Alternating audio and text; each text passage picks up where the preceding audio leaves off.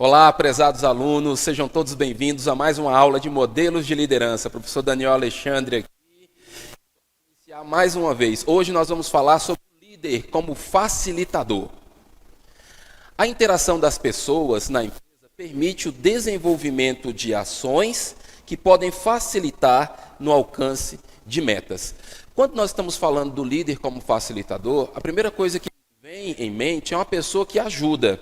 É uma pessoa que auxilia, é uma pessoa que faz essa mediação. E eu gostei bastante dessa imagem aí, quando eu estava procurando algumas imagens para fazer os nossos slides, eu pensei sobre isso. Sabe aquela história da mãozinha? Quando fala, você pode me dar uma mãozinha? Você pode me auxiliar aqui? Ô, rapaz, estou precisando de uma mão aqui. Justamente isso. Você quer alcançar alguma coisa, você quer chegar em algum lugar, e o líder, ele vai fazer essa ponte, ou ele vai facilitar para que você chegue em determinado lugar. Por isso que essa interação é extremamente importante e vai permitir sim o desenvolvimento de ações que podem facilitar no alcance de metas. Lembrando que dentro da empresa, tudo que acontece dentro da empresa, nós não podemos perder de vista a visão. Visão é onde eu quero chegar, que é a diferença que eu falei para vocês em aulas anteriores, diferença entre meta e sonho. Sonho não tem data, meta tem data. Então, visão é meta, é onde a empresa quer chegar. Então, tudo aquilo que eu faço dentro da empresa tem que ser focado, tem que ser pautado, tem que ser levando em consideração a visão da empresa. No próximo slide, a gente continua falando um pouquinho sobre o líder como facilitador. E por mais que disponha de recursos materiais, principalmente de dinheiro, as empresas não conseguem funcionar sem as pessoas. Pessoal, por mais que a empresa não esteja cheia, como essa imagem aí, por mais que não tenha ninguém ali naquele momento, mas a empresa não consegue funcionar sem pessoas. Ou as pessoas estarão trabalhando em casa, ou trabalhando em outro lugar, mas sem pessoas não tem como. Toda empresa precisa de capital humano. E onde tem pessoas, precisa de interação.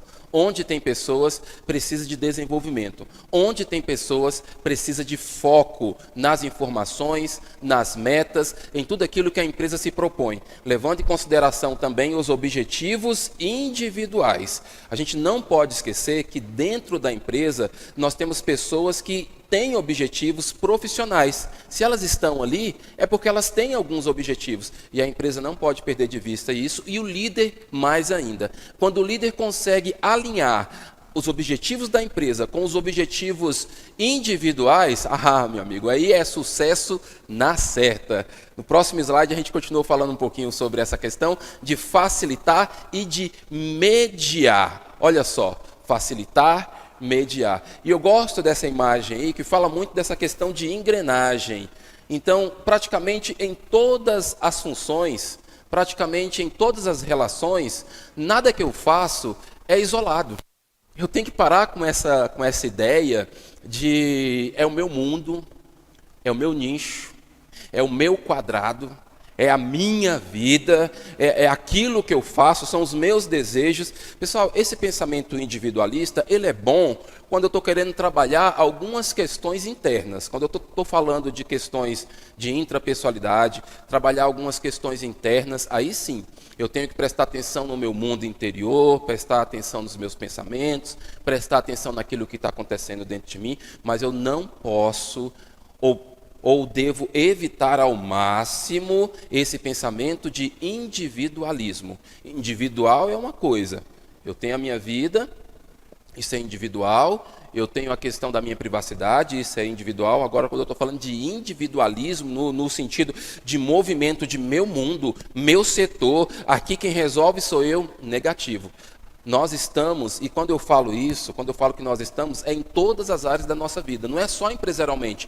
Tudo que eu faço vai gerar alguma consequência ou vai influenciar as pessoas à minha volta, seja minha família, meu círculo íntimo, e a empresa também.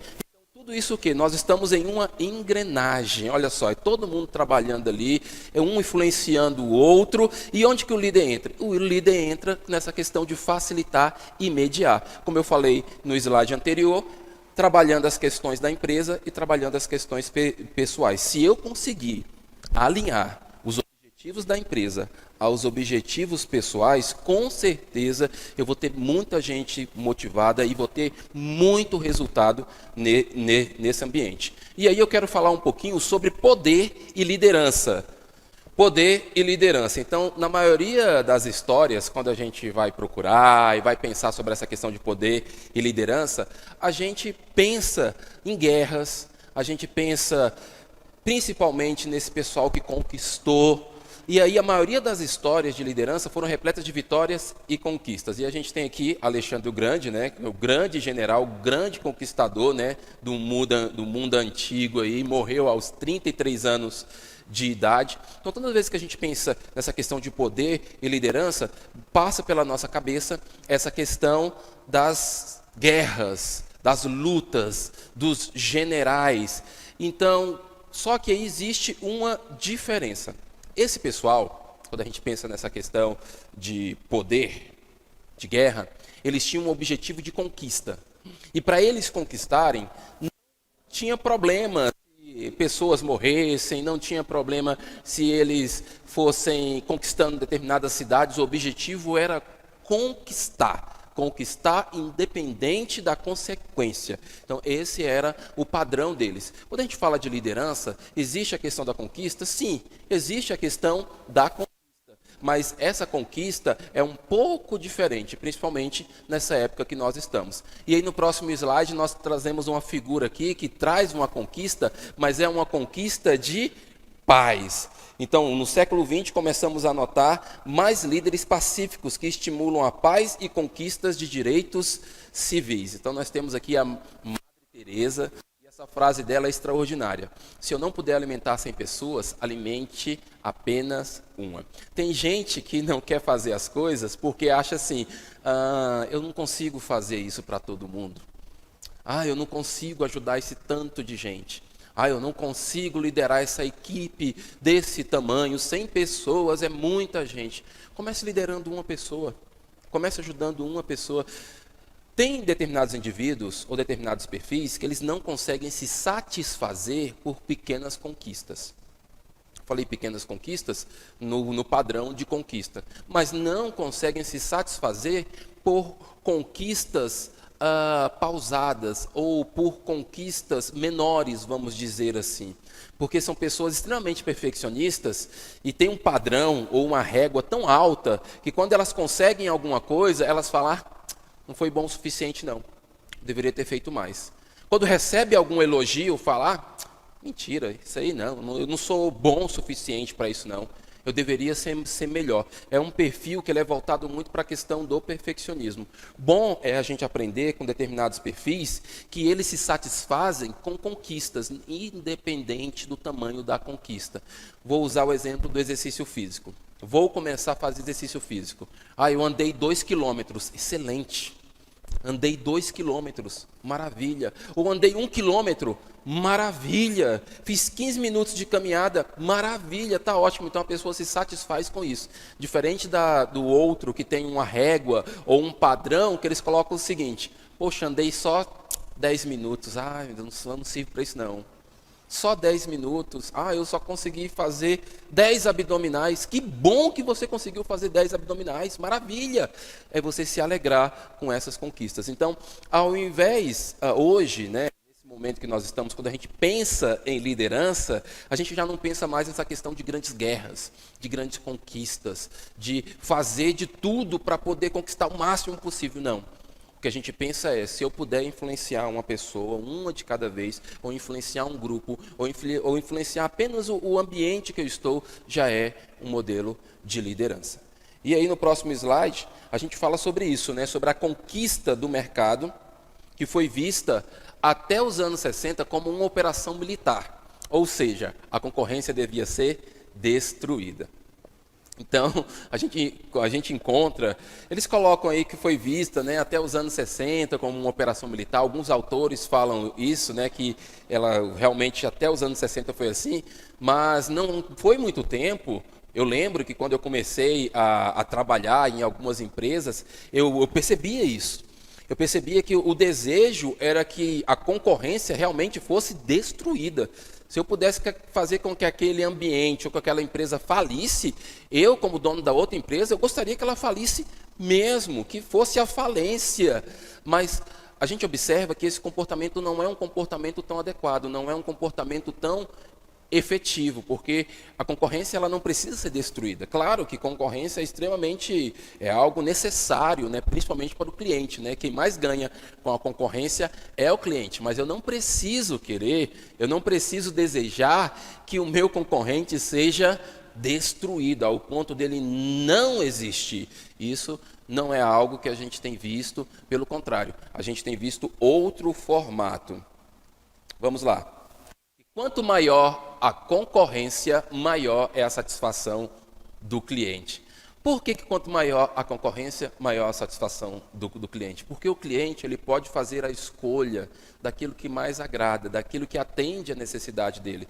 Então, o líder que pensa que concorrência é inimiga, é só inimiga, que concorrência não pode me ajudar em nada, que concorrência não pode me auxiliar em nada, ele está fadado ao fracasso. Não é bem assim. Claro que a concorrência pode, né?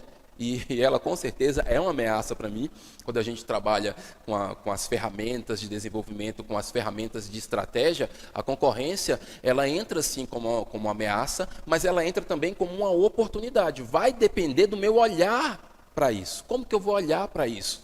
E o meu cliente cada vez mais satisfeito. E eu também posso ter na concorrência objetivos ou starts ou observações para melhorar o meu atendimento, para melhorar o meu produto, coisa que eu não estou vendo. Eu estou ali na minha área cega e a concorrência faz com que eu enxergue e o meu cliente cada vez está mais satisfeito.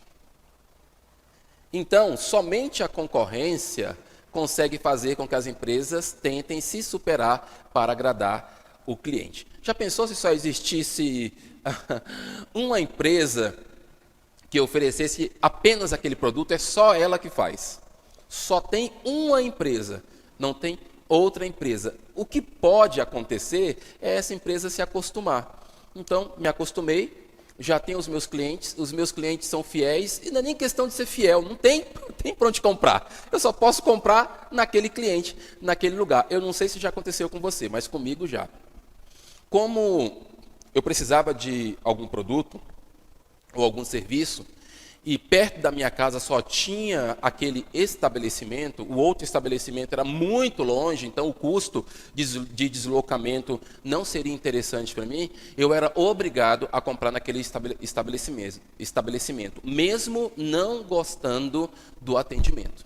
Agora imagina como que eu ia para esse estabelecimento, para essa empresa, para adquirir esse produto. Como que o meu coração estava, porque eu era obrigado. E às vezes eu ia ali, falando, poxa, se tivesse outra do lado, eu ia ali comprar, porque aqui o atendimento é horrível. Agora, quando eu tenho 2, 3 que eu posso escolher, aí sim, a empresa ela é obrigada a superar para agradar o cliente, porque ela sabe que se o atendimento não for bom, que se o produto não estiver adequado, o cliente ele vai comprar em outro lugar. Então, a concorrência, de certa forma, ela acaba forçando com que os atendimentos se tornem cada vez melhores e surpreendam o cliente. Coisa boa é quando eu ou quando você vai a uma loja e você é surpreendido com o atendimento. Não é aquilo que é obrigação.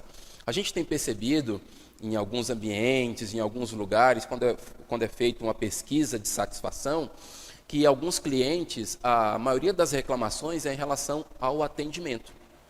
É tanto que quando você vai a uma empresa e você é bem atendido, a pessoa te trata com educação. Bom dia, senhor. Bom dia, senhora. O que a senhora deseja? Posso ajudar? Mais alguma coisa? Volte sempre e você fica assim, uau!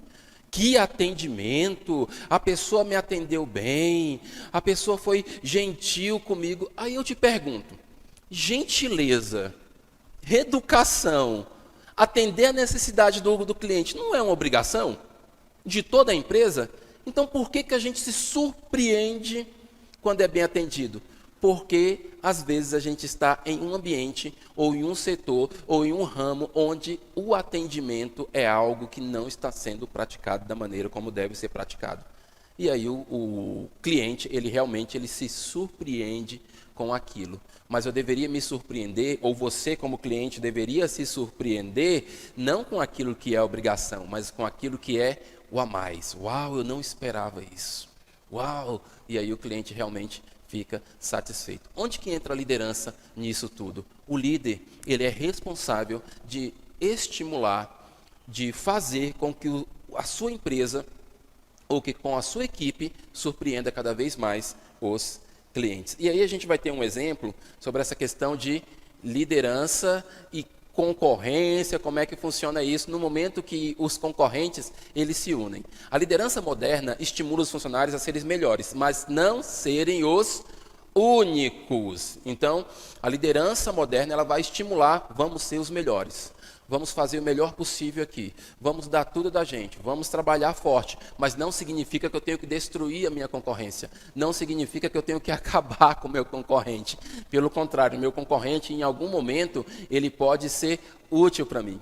Nós temos essa reportagem que foi de maio de 2019, então maio de 2019, de uma parceria entre a Sony e a Microsoft. Então, dois concorrentes ali, né? É tanto que quando você perguntava para alguém ou um cliente dessa área de videogames, o que é melhor, PlayStation ou Xbox? PlayStation ou Xbox? E era uma briga muito grande relacionada a esses dois aí. Então, no ano passado, eles resolveram fazer uma parceria. Olha que interessante. Eles se uniram, não, vamos fazer uma parceria aqui e vamos agregar para melhorar o mercado. Está vendo como a concorrência ela não precisa ser destruída, que em algum momento eu posso sim trabalhar com o meu concorrente, eu posso fazer uma parceria para todos ganharem, as empresas ganham e o cliente ganha mais ainda. E aí eu trago essa imagem aqui, para quem conhece um pouquinho aí de história bíblica, né? Quem conhece um pouquinho, até com as criancinhas ali, em todos os lugares é contada essa história aí do gigante Golias e de Davi. Quando Davi venceu o gigante Golias, cortou a cabeça dele e ficou ali. A imagem é um pouco forte, né? Mas não significa que eu tenho que cortar a cabeça do meu cliente.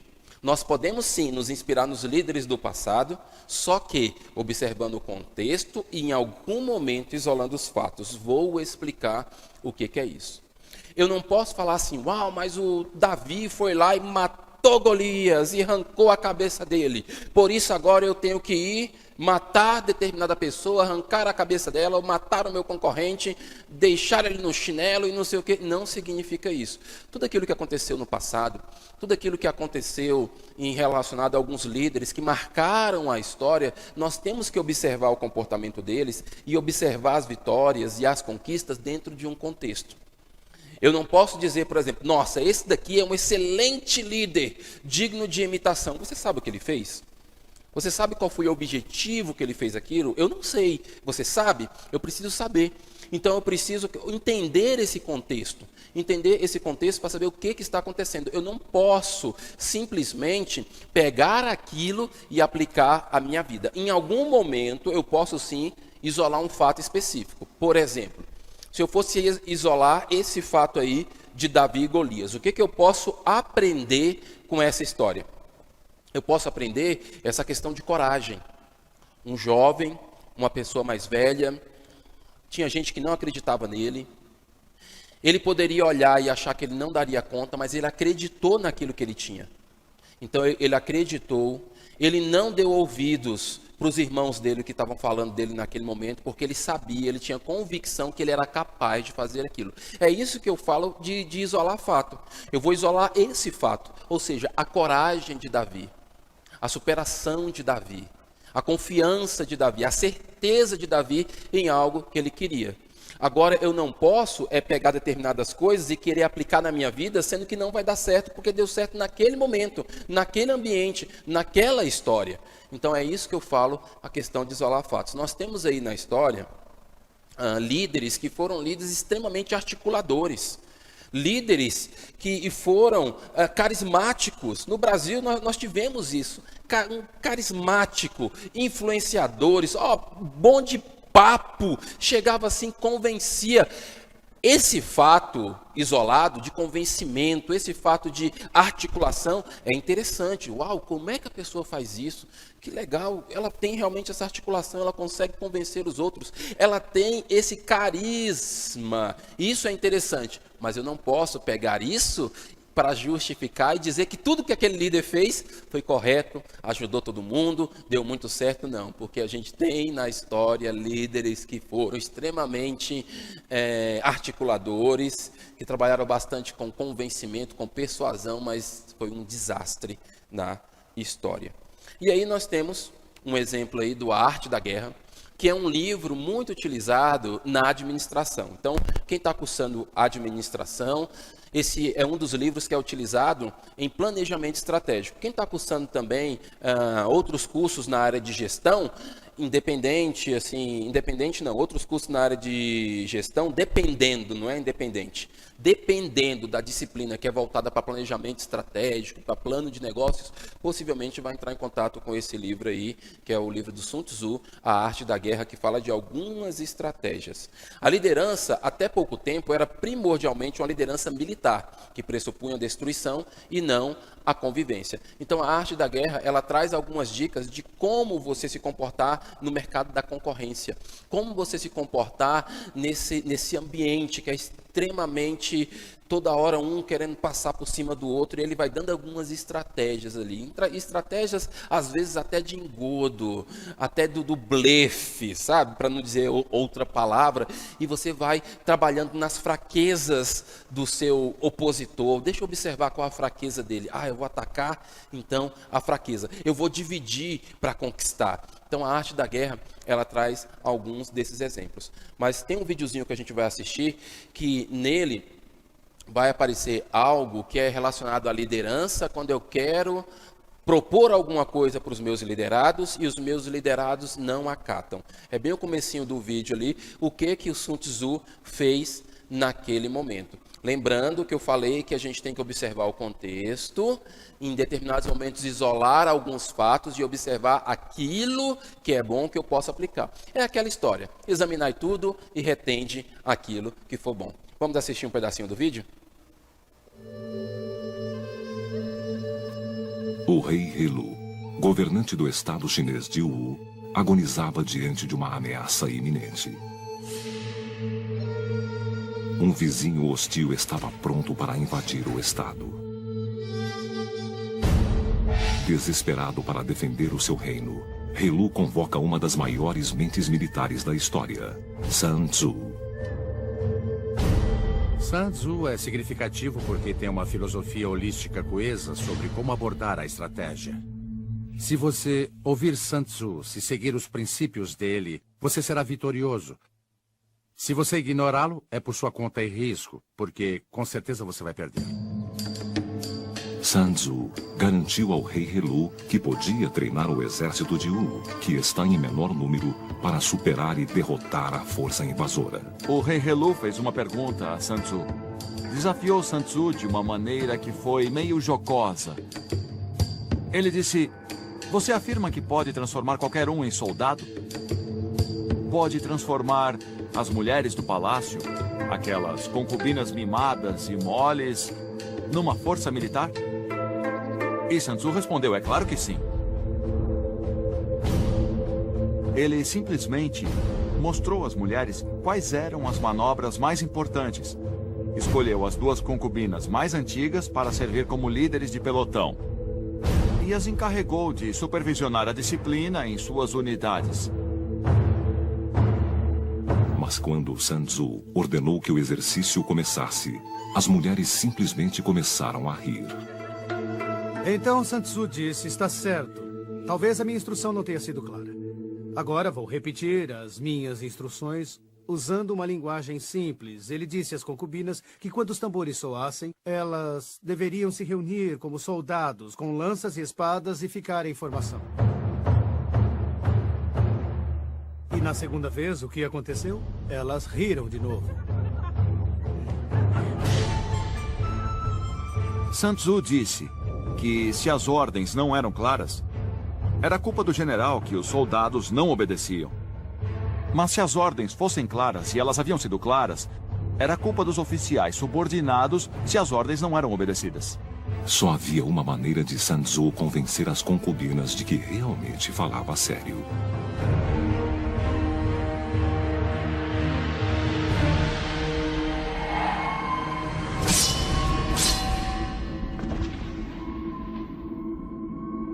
Para Sun Tzu, a guerra era uma questão de vida ou morte. Esse é o princípio básico de seus ensinamentos. E uma vez que fosse compreendido, todos, do líder até cada um dos soldados, estaria motivado para vencer. Sun Tzu nomeou 2 novos oficiais. As mulheres, então, seguiram as suas ordens sem hesitação. E a grande lição aprendida nesse incidente e uma realização trágica para o rei He-Lu é que até mesmo em um estado como Wu, que é relativamente fraco em termos numéricos, se comparado ao seu vizinho Shu, pode, apesar de tudo, produzir uma força militar disciplinada e eficaz, mas só se levar os ensinamentos de Sun Tzu ao pé da letra e implementá-los entre os militares.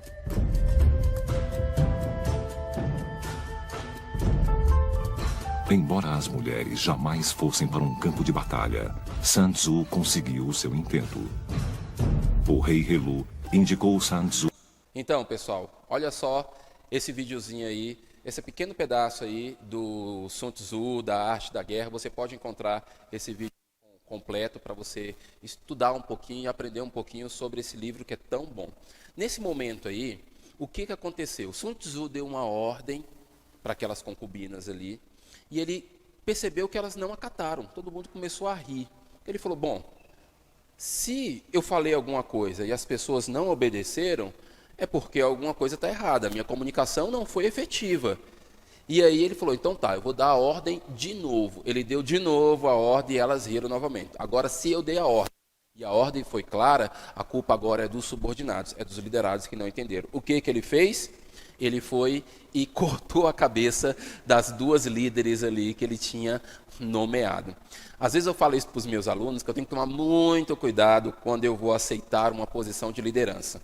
Quando eu vou aceitar uma posição de gerência, porque se der errado, se alguma coisa de errado acontecer na empresa, ou alguma coisa assim muito ruim acontecer na empresa, geralmente o primeiro a rodar é o líder. O primeiro a sair é o gerente, porque se entende que se a coisa não está acontecendo, é porque o gerente não está agindo da maneira que deve ser, é porque o líder não está agindo da maneira que deve ser. Agora, a gente sabe, né, que quando o líder ele tem uma visão holística, ele tem essa visão coesa, ele consegue identificar, antes que o problema aconteça, ele consegue identificar qual liderado que está causando algum desconforto na equipe. E aí o que ele faz? Conversa com auxilia o liderado, apoia o liderado, ou às vezes tira esse liderado dessa função, desse departamento, coloca em outro departamento antes que a bomba estoure.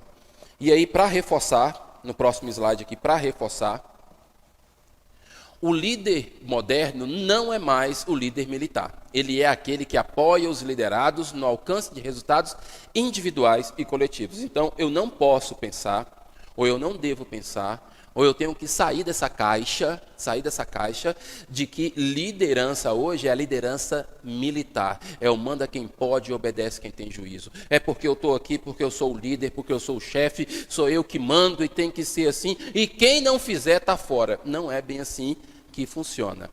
Hoje é essa questão de alcance de resultados individuais, alcance de resultados coletivos, sempre lembrando em consideração que eu tenho que pensar na visão da empresa. Quando eu consigo auxiliar, quando eu consigo apoiar, quando eu consigo estimular e alcançar esse resultado principal, que é o resultado da empresa. E o líder atual, ele precisa entender a hora de acelerar e a hora de diminuir o ritmo. Esse líder atual, ele precisa entender que ele não pode ir muito rápido e que ele tem que, às vezes, ir um pouco mais devagar. Ele tem que entender como que o liderado funciona, como que a empresa funciona e como que ele mesmo funciona. E ele observa e estimula os liderados a encontrarem qual a necessidade do mercado e qual a necessidade das pessoas. Eu gosto muito de trabalhar com essa questão aí, dessa imagem, né? Essa imagem aí dos nossos neurônios, essa imagem aí dos nossos pensamentos, de como que funciona a nossa cognição. Como é que eu vou descobrir a necessidade das pessoas? Não é tão simples assim. Se a pessoa não me falar, e às vezes o indivíduo ele me fala, mas às vezes ele fala uma coisa querendo dizer outra, é o que a gente chama de incongruência. Ele está falando uma coisa, mas não está tendo coragem de falar realmente o que está pensando, realmente o que está sentindo, porque às vezes tem medo da retaliação, tem medo do julgamento, tem medo da rejeição, tem medo da humilhação, tem medo do abandono, e aí logo ele não fala. Então, como que eu vou compreender ou entender a necessidade das pessoas? Por meio de um olhar clínico. E quando eu falo esse olhar clínico, não estou falando que você tem que ser médico, que você tem que ser psicólogo, não é isso. É você começar a treinar o seu olhar e ver aquilo que muita gente não está vendo. Porque o líder, ele enxerga coisas que os outros não estão vendo. É sentir aquilo que os outros não estão sentindo. É ouvir aquilo que não foi dito. É ler aquilo que não foi escrito. Ou seja, você olha e fala, tem alguma coisa diferente acontecendo aqui. Tem alguma coisa que, às vezes, quando eu vou conversar com algumas pessoas, claro, porque a gente acaba aqui trabalhando com alguns anos, com pessoas, ouvindo muita gente, a gente acaba tendo um olhar um pouco mais limpo em relação ao que o ser humano traz para a gente, ao que a pessoa vem trazer para a gente. Mas em algumas conversas, alguém chega para mim e fala o seguinte, olha, o meu objetivo principal, a coisa mais importante na minha vida é a minha família. E aí, no decorrer da conversa, você começa a observar que essa pessoa, ela se comporta de uma maneira que não é o objetivo dela principal, ou o que é mais importante para ela, não é a família. Aí você pergunta assim, você faz uma simples pergunta, vem cá, quanto tempo faz qual foi a última vez que você saiu com o seu filho? Aí ele vira assim e fala, já tem 2 anos que eu não vejo meu filho. Ué, peraí, você disse para mim que o mais importante para você é a sua família. Então, como você está me dizendo que tem 2 anos que você não vê o seu filho? É porque eu trabalho muito. E aí eu só converso com meu filho pelo telefone, eu trabalho muito, eu viajo. Opa. Percebe como aí a necessidade? Você observou que a necessidade desse indivíduo não é a família, a necessidade dele é status, a necessidade dele é estabilidade, a necessidade dele é segurança. E o mais importante para ele nesse momento é a vida profissional dele. É isso que eu estou falando de você treinar o seu olhar. E aí dentro da empresa você consegue observar isso. Qual a real necessidade dos meus liderados? Qual a real necessidade da minha equipe? Mais uma vez eu digo, levando em consideração a necessidade do mercado. Qual a necessidade do mercado? Porque não adianta também eu olhar para a necessidade da minha equipe, eu olhar para a necessidade individual do meu colaborador, ok, eu vou te ajudar, vou ajudar a sua necessidade, vou ajudar essa equipe, sendo que aquilo que eu estou fazendo não vai agregar a necessidade do mercado e não vai agregar a visão da empresa. Aí eu posso estar dando um tiro no pé, porque aí eu vou estar com muita gente feliz dentro da empresa, com muita gente grata à minha liderança, mas não está dando resultado. Então, eu tenho que acompanhar o tempo inteiro para ver se isso dá resultado ou não. E aí, acerta o princípio de simetria entre o que acontece dentro e fora da empresa. O que eu quero falar? Que, mais uma vez, essa questão da engrenagem. Aquilo que está acontecendo dentro da empresa influencia aquilo que está acontecendo fora. Aquilo que está acontecendo fora influencia aquilo que está acontecendo dentro. Eu não posso pensar que eu estou aqui no meu mundinho, que está tudo muito bem, que a minha empresa está funcionando muito bem, e o que está acontecendo lá fora, não estou nem aí para o que está acontecendo lá fora. Não é assim. Em uma das minhas aulas eu falei para vocês, eu disse que essa história de que time que está ganhando não se mexe, isso aí é perigoso. Porque às vezes o meu time está ganhando aqui dentro, o meu time está dando certo aqui dentro, mas alguma coisa está acontecendo fora, está vindo alguma coisa ali. Já viu aquela história? Eu estou vendo uma nuvem. Estou vendo uma nuvem ali pequena, mas essa nuvem está crescendo, vai chover. Se eu estou vendo que vai chover, eu tenho que me preparar. Cadê o guarda-chuva? Aí não, mas está todo mundo sequinho aqui dentro. Está todo mundo certo, está tudo muito bem, mas a chuva está vindo. E eu tenho que me preparar para essa chuva. Então, essa história de que time que está ganhando não se mexe, que eu posso ficar tranquilo aqui, negativo. O Philip Kotler, ele disse o seguinte: eu preciso correr mais rápido, ou é necessário correr mais rápido para se manter no mesmo lugar. O que ele está querendo dizer? Que se é necessário eu correr mais rápido para me manter no lugar que eu estou hoje, na profissão que eu estou hoje, na estabilidade que eu estou hoje, por causa da concorrência enorme do mercado, imagina se eu ficar parado. O que vai acontecer? Aí não vai dar certo mesmo, né? Que essa questão de preparo, de olhar holístico e de se precaver ou de se prevenir para aquilo que está vindo por aí. E isso foi percebido pelos teóricos da liderança, tanto que os indicadores das teorias sobre os modelos de liderança demonstram que quanto mais uma coisa acontece, outra coisa também acontece. É aquela história de causa e efeito, ação e reação. Então, isso são indicadores. Então, muitos teóricos vão falar sobre isso. Então, quanto mais eu estou jogando alguma coisa no mercado, mais o mercado está devolvendo para mim. Quanto mais o mercado está jogando alguma coisa para mim, mais eu estou devolvendo para ele. Então, sempre vai ter essa questão de globalização, de alinhamento, de referência, de estimulação, de consequência. Nós não estamos dentro de uma bolha. Eu lembrei de algo que eu falo para os meus alunos no presencial. Eu digo o seguinte: não pense você que você não está sendo observado. E eu não posso achar que eu também não estou sendo observado.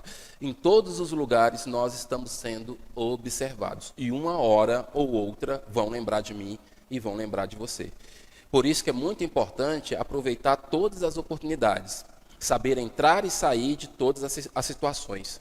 Quando sair de algum ambiente, deixar a porta aberta. Porque em algum momento vão lembrar de você. Se perguntarem, você conhece alguém que faz tal coisa assim, assim? Aí você vai falar, conheço um bom profissional que faz isso, conheço uma pessoa que é gentil, conheço, porque você deixou uma marca interessante. Agora, já imagina se você deixar uma marca não tão boa, aí chega aquele currículo, eu já ouvi várias histórias, principalmente nessa questão do meio acadêmico. As pessoas estudaram juntas, e aí aquele aluno foi um aluno que deu muito trabalho, que deixou algumas marcas não muito boas, e aí, num belo dia, ele vai para uma entrevista. Quem está entrevistando ele foi o colega que ele brigou com o colega na sala de aula. Eu já vi histórias assim. Será que vai ser contratado ou não? Pegou o currículo e fala, quem? Fulano de tal, esse aqui que causou esse tanto de problema, já pega o currículo, já deixa de lado. Então a gente tem que tomar muito cuidado com as marcas que a gente deixa nos nossos ambientes. Não é essa história de minha vida, eu faço o que eu quero porque eu sou assim mesmo, eu sou sincero e eu falo mesmo o que eu penso. Olha, gente, existe uma diferença entre sinceridade e falta de educação. Tá? Você pode ser sincero, mas nem tudo que eu penso eu tenho que falar. Eu vou chegar para você e vou falar bem assim, não gostei da sua roupa, não gostei do seu cabelo, não gostei do seu jeito, porque eu sou sincero, desculpa te falar isso porque eu sou sincero, eu detestei a sua roupa. Ué, gente, você não está sendo sincero, você está sendo mal educado. Ninguém pediu opinião e ainda ofendeu a outra pessoa. Não é bem assim. Sinceridade não significa falta de educação. Então, essa questão, como os teóricos falam, que uma coisa influencia a outra e vai e vem, isso é muito verdade, viu? E essa relação de causa e efeito, conhecida também por relação causal, está presente nas relações de liderança, como no resultado do mercado, ou seja, nas relações de liderança com o resultado do mercado. Então, quanto melhor líder eu sou, quanto mais preparado eu estou, quanto mais conhecimento eu tenho, quanto mais preparo eu tenho, melhor vai ser o resultado no mercado. Agora, se eu não me preparar, aí está difícil, né? Como eu falei para vocês, que o Philip Kotler disse que é necessário eu correr mais rápido para me manter no mesmo lugar. Agora calma lá, stop. O Rubem Alves, ele diz o seguinte, que eu tenho que ler, eu tenho que estudar, só que eu não posso ler muito, eu não posso estudar muito, porque senão eu vou ter um efeito contrário. Tem pessoas que às vezes elas não têm um preparo muito bom, ou não têm uma boa, como é que eu vou dizer assim, não tem uma boa estrutura, ou um perfil, e elas falam, eu vou ler aqui, e começa a ler 8 horas por dia direto. Sabe o que vai acontecer? Se essa pessoa não tem isso bem treinado, ela vai se cansar demais. Ela vai estar com a cabeça cheia. Aí vai ficar muito estressada, aí não vai conseguir se relacionar, não vai conseguir conectar uma ideia com a outra, porque cabeça cheia, às vezes, não funciona muito bem. A gente tem que ter não uma cabeça cheia, mas uma cabeça bem feita. O Edgar Morin, ele fala muito sobre isso. A diferença entre cabeça cheia e cabeça bem feita. Qual a diferença? Cabeça cheia é um monte de informação, um monte de coisa na minha cabeça, que eu não consigo, às vezes, nem conectar as ideias. Eu não consigo, se for fazer um parágrafo, para escrever um texto simples, eu falo, meu Deus, eu estou com tanta coisa na minha cabeça, mas eu não consigo colocar no papel. Não sei se já aconteceu com você enquanto aluno. Você pega ali e fala, mas eu sei, mas eu não consigo escrever, porque a sua cabeça está cheia. E a cabeça cheia não dorme, a cabeça cheia, ela não consegue, a cabeça cheia não dorme, a cabeça cheia, ela não consegue fazer as coisas que devem ser feitas, a cabeça cheia esquece as coisas. Às vezes eu recebo algumas pessoas que chegam para mim e falam assim, eu acho que eu estou com problema de memória, eu preciso tomar remédio para memória, eu acho que eu estou com algum problema na minha vida porque eu vou para a sala e eu esqueço que eu fui pegar, aí eu vou para a cozinha, eu já esqueço o que tinha na sala, e aí fica indo para a sala, para a sala e não volta. Sabe o que está acontecendo às vezes com você? Não é nem um problema de memória, a sua cabeça está cheia. É muita coisa, está preocupado com muitas coisas, você precisa, sabe o que é? Parar, é tomar uma água de coco, é fazer um momento de relaxar, é tomar um banhozinho quente assim, deixar aquela água descer, escorrer, você sentir naquela água. É quando for comer, prestar atenção no sabor da comida, uma boa comida. Vai por mim. Se você estiver com a cabeça cheia, isso vai melhorar. E cuidado com esse monte de grupo, com esse monte de rede social, com esse monte de tecnologia, que às vezes é um monte de informação que não te agrega em nada. Toda hora o seu celular pitando ali, isso só deixa a cabeça cheia. Então, Edgar Morin vai falar da diferença entre cabeça cheia e cabeça bem feita. Então, essa relação causal de efeito, conhecido também como relação causal, está presente tanto nas relações de liderança como nas relações do mercado. O líder, ele tem que estar com a cabeça bem feita. E quando for estudar, quando for se preparar, quando for ler, que escolha bem a leitura. Que faça uma leitura de qualidade, como o Rubem Alves falou. Às vezes você não precisa ler aquele livro inteiro de 200 páginas. Você precisa apenas ler o resumo ou ler um capítulo, mas ler bem feito, ler de maneira agradável, ler de maneira mais coesa e mais afetiva, e extraindo aquilo para a sua vida e colocando aquilo em prática. Aí com certeza a liderança vai agregar com o mercado e vai se sobressair nisso tudo. E mais uma vez, nada está totalmente isolado, pessoal. Nada está totalmente isolado. Nós estamos cada vez mais nesse meio de globalização. E não pense você, não devo pensar eu, que tudo aquilo que eu faço no meu celular só eu sei, que tudo aquilo que eu pesquiso na internet só eu sei, que por onde eu passo eu tenho uma certa privacidade, porque nós não estamos nesse momento. Esses dias eu estava assistindo ao noticiário e uma pessoa estava correndo sozinha na rua, correndo ali sozinha na rua. De repente, um drone em cima, filmou aquela pessoa correndo sozinha na rua, e aí daqui a pouco passou no noticiário local.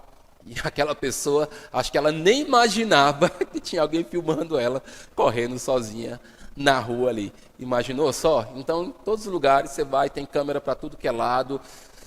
Toda hora o pessoal te mapeando, então não tem como a gente parar e pensar que a gente está isolado. Não estamos, tá? Tudo aquilo que a gente faz, até a compra que eu vou fazer no meu supermercado, chega bem assim, CPF na nota, é DOTS, tem DOTS, não tem DOTS, tem cliente mais, clientes menos e outras coisas mais. Tudo isso é para mapear o seu comportamento. Você coloca aquilo ali, sabe a hora que você compra, sabe que você gosta de comer, e isso vai para um banco de dados, e isso vai ser utilizado para vender cada vez mais, para mapear as nossas necessidades. De certa forma, isso é até bom.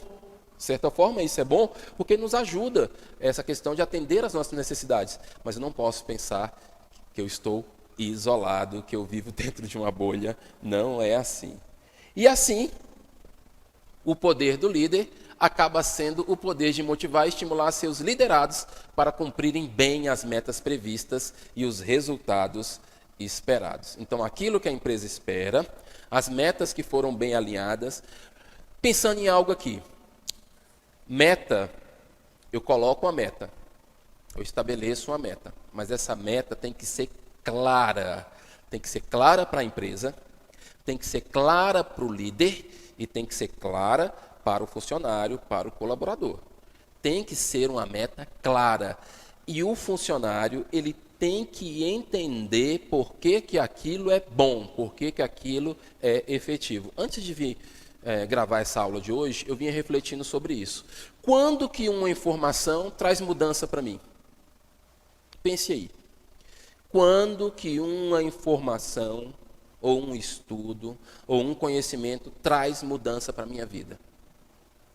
Quando eu entendo, quando eu compreendo o benefício que eu terei de ter aquilo para mim.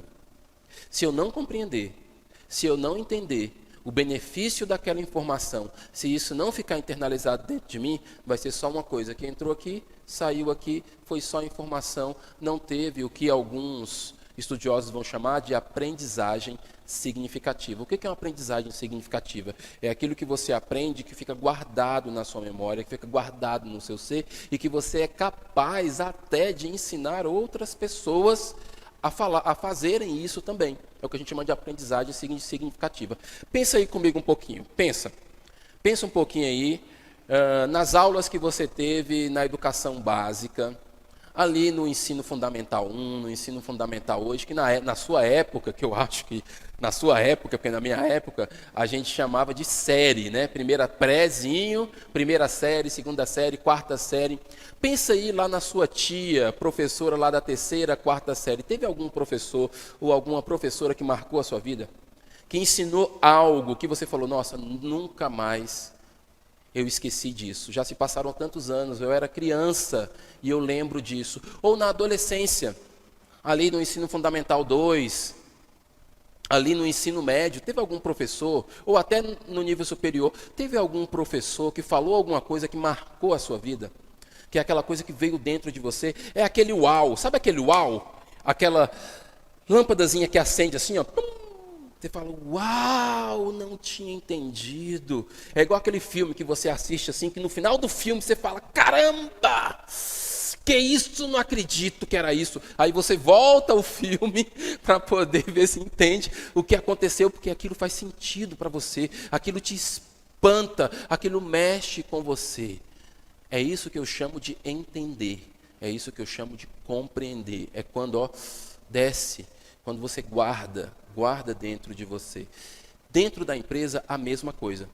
O liderado, ele só vai se motivar para aquilo, ele só vai se esforçar para aquilo, ele só vai fazer aquilo com prazer e com satisfação quando ele entender, quando ele compreender que isso é bom para ele, que isso é bom para a empresa, que vai ser bom para todo mundo. Se ele não compreender, não vai ter essa motivação. E isso não tem receita de bolo, não é mágica, não é milagre, tá? Isso é prática.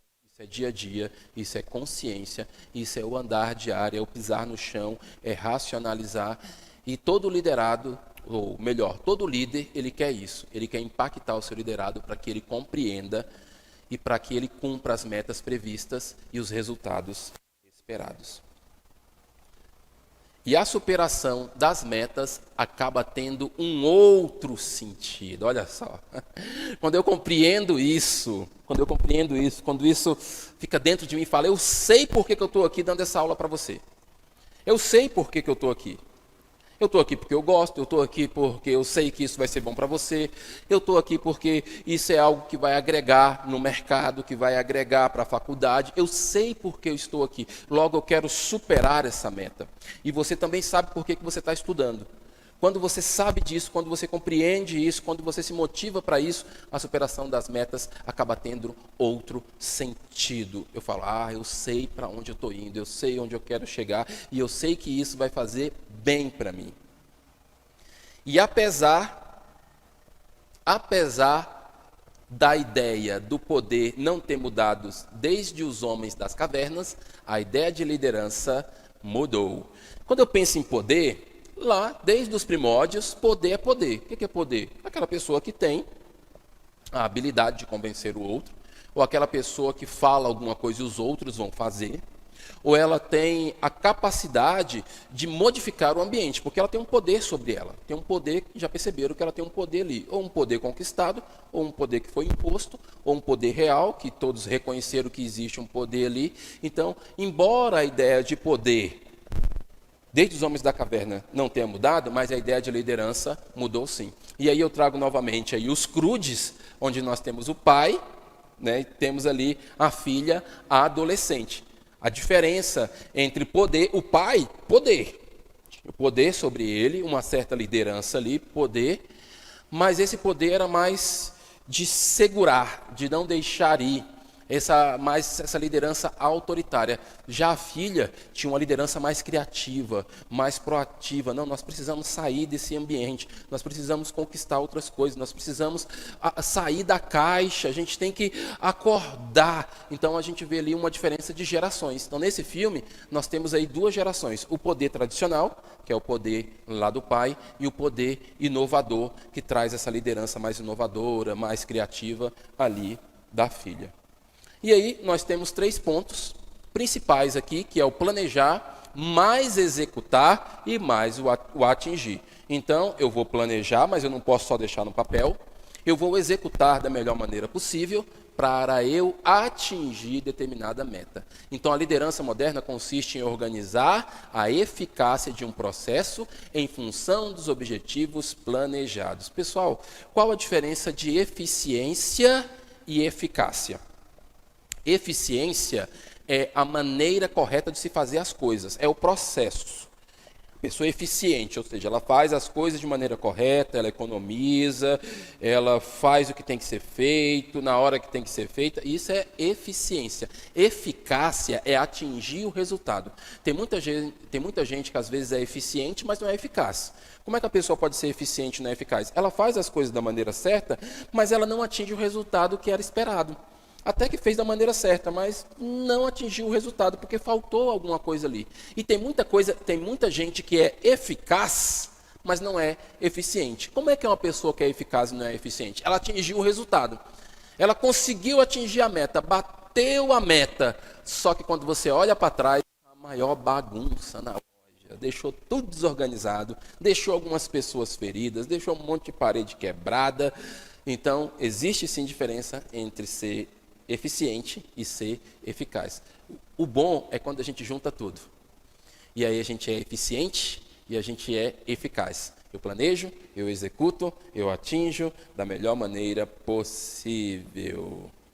E aí, se examinarmos cada momento histórico de liderança, podemos perceber que todas as formas militares de liderança e mesmo as manifestações civis de liderança, de alguma maneira pretendiam sempre a sobrevivência e a melhoria de qualidade de vida de seus liderados. Se a gente examinar isso, todo momento de liderança vai conquistar ali a terra de Canaã. Vamos conquistar a terra de Canaã. Sim, questão de sobrevivência, de melhoria de qualidade de vida, algumas manifestações civis de liderança ali, sempre você vai observar alguma coisa. Então, o líder, ele sempre queria atingir um determinado bem comum, tanto no passado, como também no presente. O líder, ele quer atingir um bem comum. A questão é, o que aconteceu? O que aconteceu? Foi eficiente?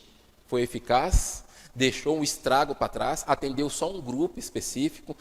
Quando tem uma liderança muito voltada para só um grupo, pode acontecer, uma coisa que a gente trabalha lá nas aulas de homem e sociedade, dos conceitos ali de sociologia, antropologia, que é o que a gente chama de etnocentrismo, que é o povo no centro, ou grupo no centro, né? Etnocêntrico. Significa o quê? Eu só trabalho pensando naquele grupo específico, é só aqui. Farinha pouca, meu pirão primeiro. Quem manda aqui sou eu. As nossas verdades que são as melhores. Os nossos comportamentos que são os melhores. A nossa moral que é a melhor. A nossa empresa que é melhor. Cuidado com isso. A gente pode estar tendo um comportamento etnocêntrico, onde a gente desconsidera o outro. Então, muito cuidado com isso. Então, de alguma maneira, pretendiam sempre a sobrevivência e a melhoria de qualidade de vida dos seus liderados. Mas isso não significa que eu tenho que me fechar naquele ambiente ali e dizer que eu sou o melhor povo, que eu sou aqueles que têm tudo que eu preciso aqui, não preciso de mais ninguém. Cuidado. E o reforço: a liderança moderna consiste em organizar a eficácia de um processo em função dos objetivos planejados que visam a sobrevivência de um grupo. E aqui nós temos um pequeno exercício que diz o seguinte, assim, vamos lá. Podemos dizer que a liderança moderna consiste em organizar a eficácia de um processo em função dos objetivos esperados, objetivos planejados, objetivos estimados, objetivos táticos, objetivos estratégicos. Pensa um pouquinho aí. Qual desses que a gente colocaria? Letra B, objetivos planejados.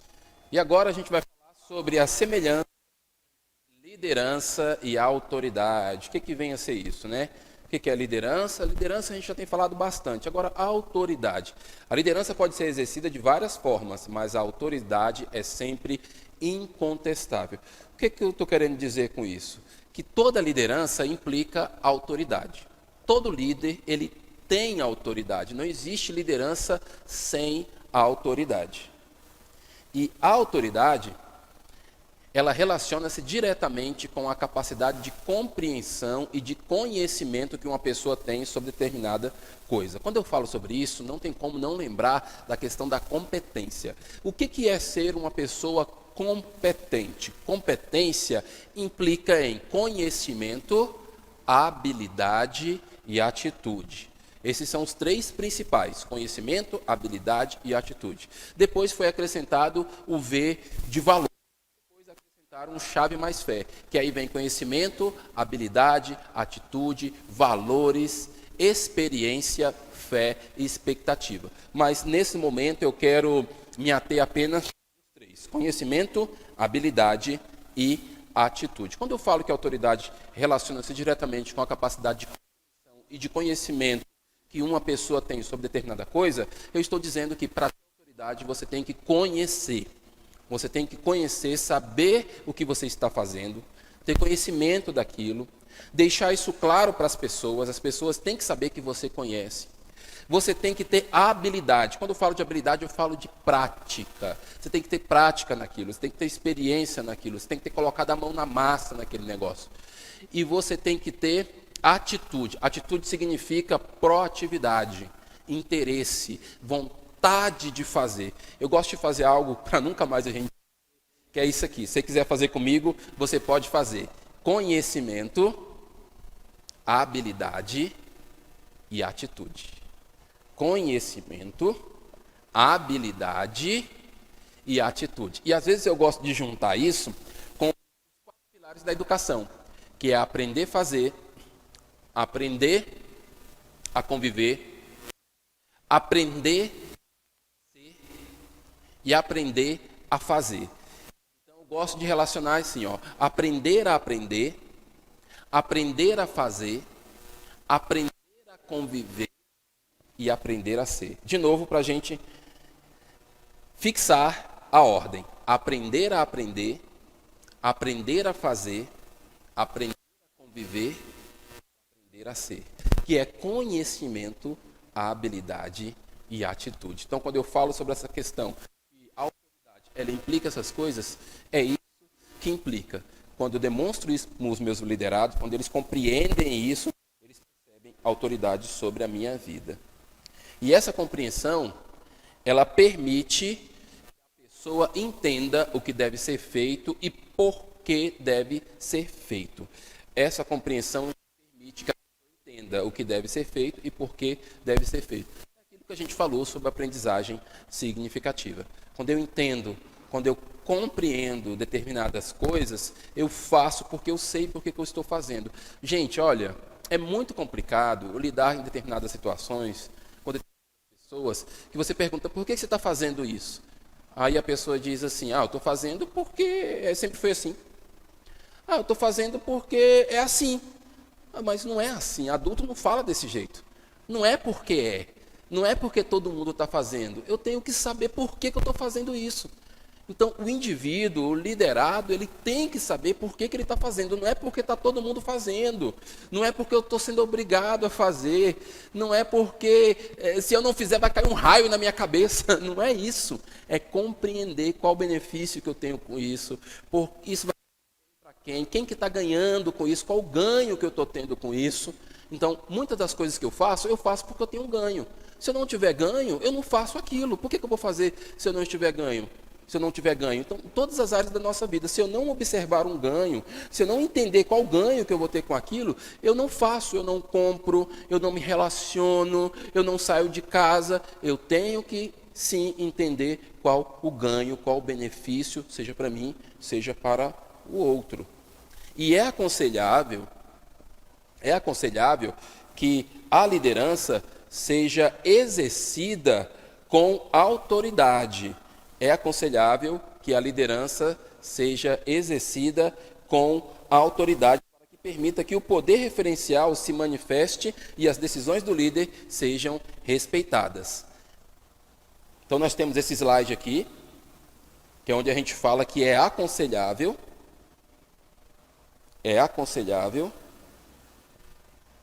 que a liderança seja exercida com autoridade para que permita que o poder referencial se manifeste e as decisões do líder sejam respeitadas. Quando eu falo de liderança ou de poder referencial, é quando o liderado olha para o líder e ele vê aquele líder como referência. Por quê? Porque ele conhece, então ele sabe fazer e ele quer fazer. Então ele tem o conhecimento, ele sabe fazer e ele quer fazer. E o liderado observa isso. É o poder de referência. Não, eu sei porque que eu estou seguindo. Eu sei porque que eu estou caminhando com essa pessoa. Porque eu vejo autoridade nela.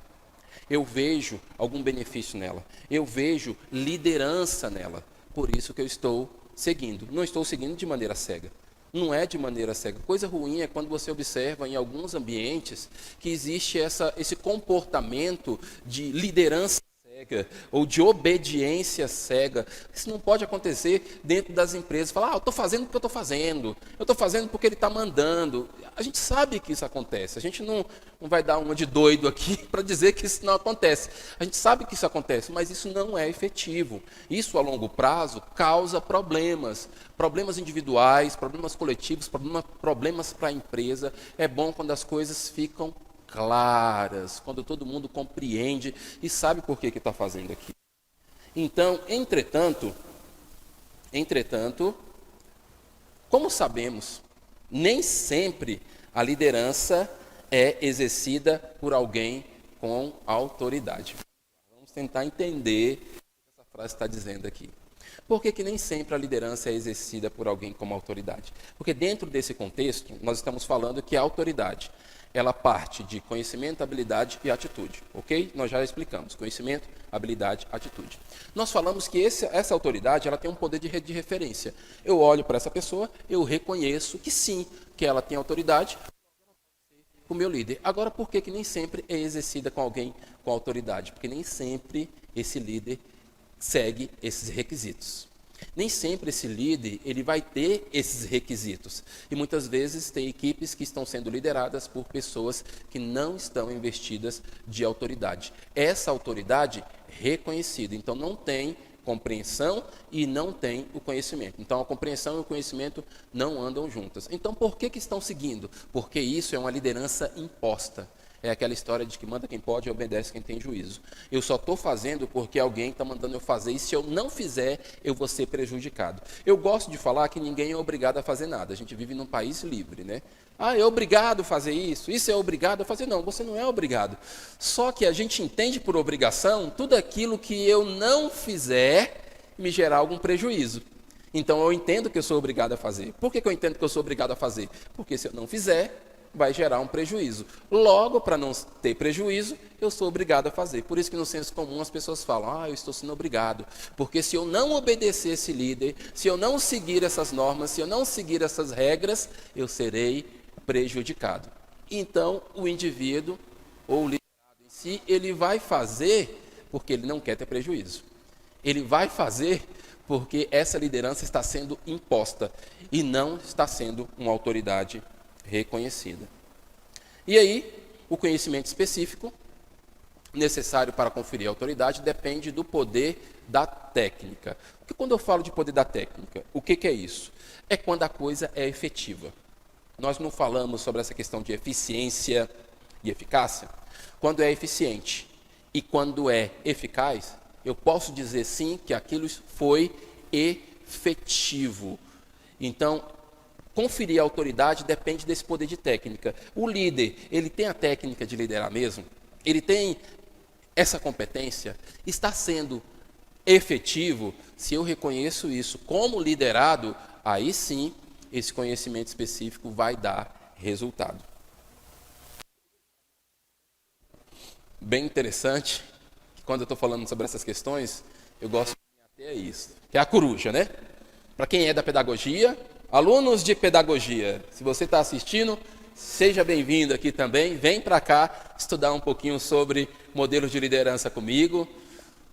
Quando o aluno de pedagogia vê isso, ele já entende que esse aí é o símbolo da sabedoria. Os alunos de pedagogia, eles gostam de utilizar a coruja como símbolo, né, da sabedoria, coloca como símbolo da pedagogia, coloca nas camisetas, e outros alunos também reconhecem isso, que já têm esse conhecimento, reconhecem o símbolo da sabedoria. Por que eu trago a coruja como esse símbolo? Porque não é apenas a norma técnica que permite o bom julgamento, é a avaliação da ocasião correta em que se deve aplicar a norma. Qual a diferença entre conhecimento e sabedoria? Eu gosto de trazer esse exemplo. Conhecimento, eu tenho a informação. Eu tenho informação, eu sei falar os conceitos, eu sei falar por que é, por que não é, eu sei trazer as explicações, olha, isso aqui acontece, porque tal coisa aconteceu ou deixou de acontecer. E aí você traz as explicações. A sabedoria é saber colocar esse conhecimento certa. É você falar na hora certa, é você saber se calar na hora certa, é você saber entrar, é você saber sair. O grande rei Salomão, nem sonho, ele fez um pedido. Ele falou o seguinte: me dê sabedoria. Eu não quero riqueza, eu quero sabedoria, me dê sabedoria. Eu quero saber entrar e sair em qualquer ocasião. Parafraseando, eu quero saber entrar e sair em qualquer.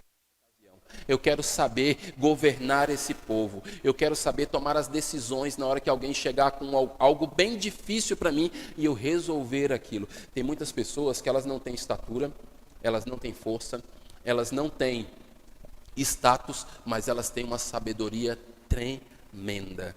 É aquela história que a gente aprendeu com os nossos avós, né? Eu sempre gosto de trazer o exemplo dos nossos avós, porque em alguns momentos os nossos avós não tiveram o conhecimento que a gente teve. Não tiveram a oportunidade de estudar como a gente estudou. Mas alguns dos nossos avós, eles tinham uma sabedoria tremenda, que falavam assim: meu filho, não vai por esse caminho, não faça tal coisa. E às vezes você questionava e fazia não sei o quê. Olha a tremenda sabedoria desse pessoal. Então, sabedoria é o quê? É você saber a hora certa, a ocasião correta de aplicar determinadas coisas. Então, tem momento que você vai ter que ficar calado, sim, não é momento de falar. Vai ter momento que você vai ter que se afastar, não é momento de estar perto. Eu preciso me afastar. Mas você não vai? Não vou. Não vou, não é o momento para eu estar presente naquele lugar, não é o momento para eu estar presente naquela reunião, não é o momento para eu estar presente naquela negociação. Então, em negociação, isso é muito importante. Se você tiver com alguma questão e você puder, se você tiver a opção de não ir, é isso que eu estou falando, tá? Tem momentos que você tem que ir, não tem como.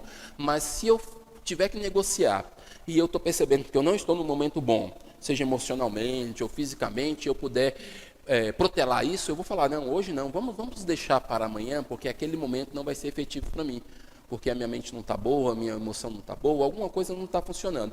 Isso é você saber a ocasião correta. E às vezes, até na questão da liderança, tem certas reuniões que, se for o caso, não faça.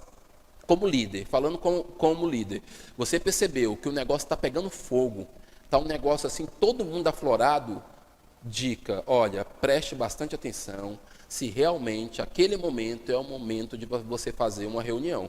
Porque se você fizer uma reunião no momento onde está todo mundo aflorado, você pode causar um problema bem maior do que aquele inicial. Então é melhor o quê? Conversa com um individualmente, tenta acalmar os ânimos ali, depois faz a reunião. É saber fazer a avaliação da ocasião correta. E aqui nós temos o Max Weber, ou Max Weber. É interessante que existe até uma discussão para querer entender qual a forma correta de se falar. Então tem gente que vai dizer, é Weber, outro vai falar, é Weber. Eu vou ficar com Weber. Segundo Max Weber, a autoridade pode ser classificada de 3 formas. Max Weber foi um grande economista e conhecido como um dos fundadores da sociologia. Então, ele é muito usado nas disciplinas de administração, de sociologia, voltado para essa questão de comportamento organizacional. A primeira é a autoridade tradicional. Essa é a primeira. O que é a autoridade tradicional? É a autoridade que é imposta por procedimentos considerados legítimos ou de tradição. E aí, quando eu falo isso, eu lembro dos reis. É aquilo que passa de pai para filho, ou dentro da empresa, quando é uma empresa familiar, vai passando ali, de pai para filho. Ou a empresa já tem, deu 5 anos de empresa, virou gerente, deu 10 anos de empresa, virou gerente. Essa é a autoridade tradicional, ou seja, ela é imposta, ela é considerada legítima por meio da tradição, e nem sempre a pessoa tem competência para aquilo. É muito importante a gente observar mais uma vez, reforçando a questão da competência. Coisa boa é quando você trabalha dentro das suas competências, quando você trabalha em cima do seu perfil, em cima do seu temperamento, e aí você está no lugar onde você tem que estar. Tem muita gente que é frustrada, não é porque ela porque é um mau profissional, não é isso. A pessoa, ela tem potencial, ela tem qualidade, o problema é que está no lugar errado.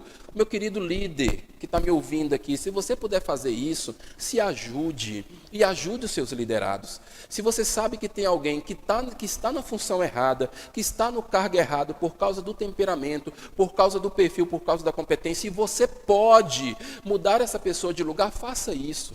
Faça esse bem para a empresa, faça esse bem para o seu liderado e faça esse bem para você. E você, meu querido liderado que está ouvindo isso, se você pode pedir para mudar de cargo, um cargo que você não gosta, você sai de casa, você não gosta daquilo, você passa o dia estressado, você deixa as pessoas estressadas, você volta para casa estressado, isso não é vida.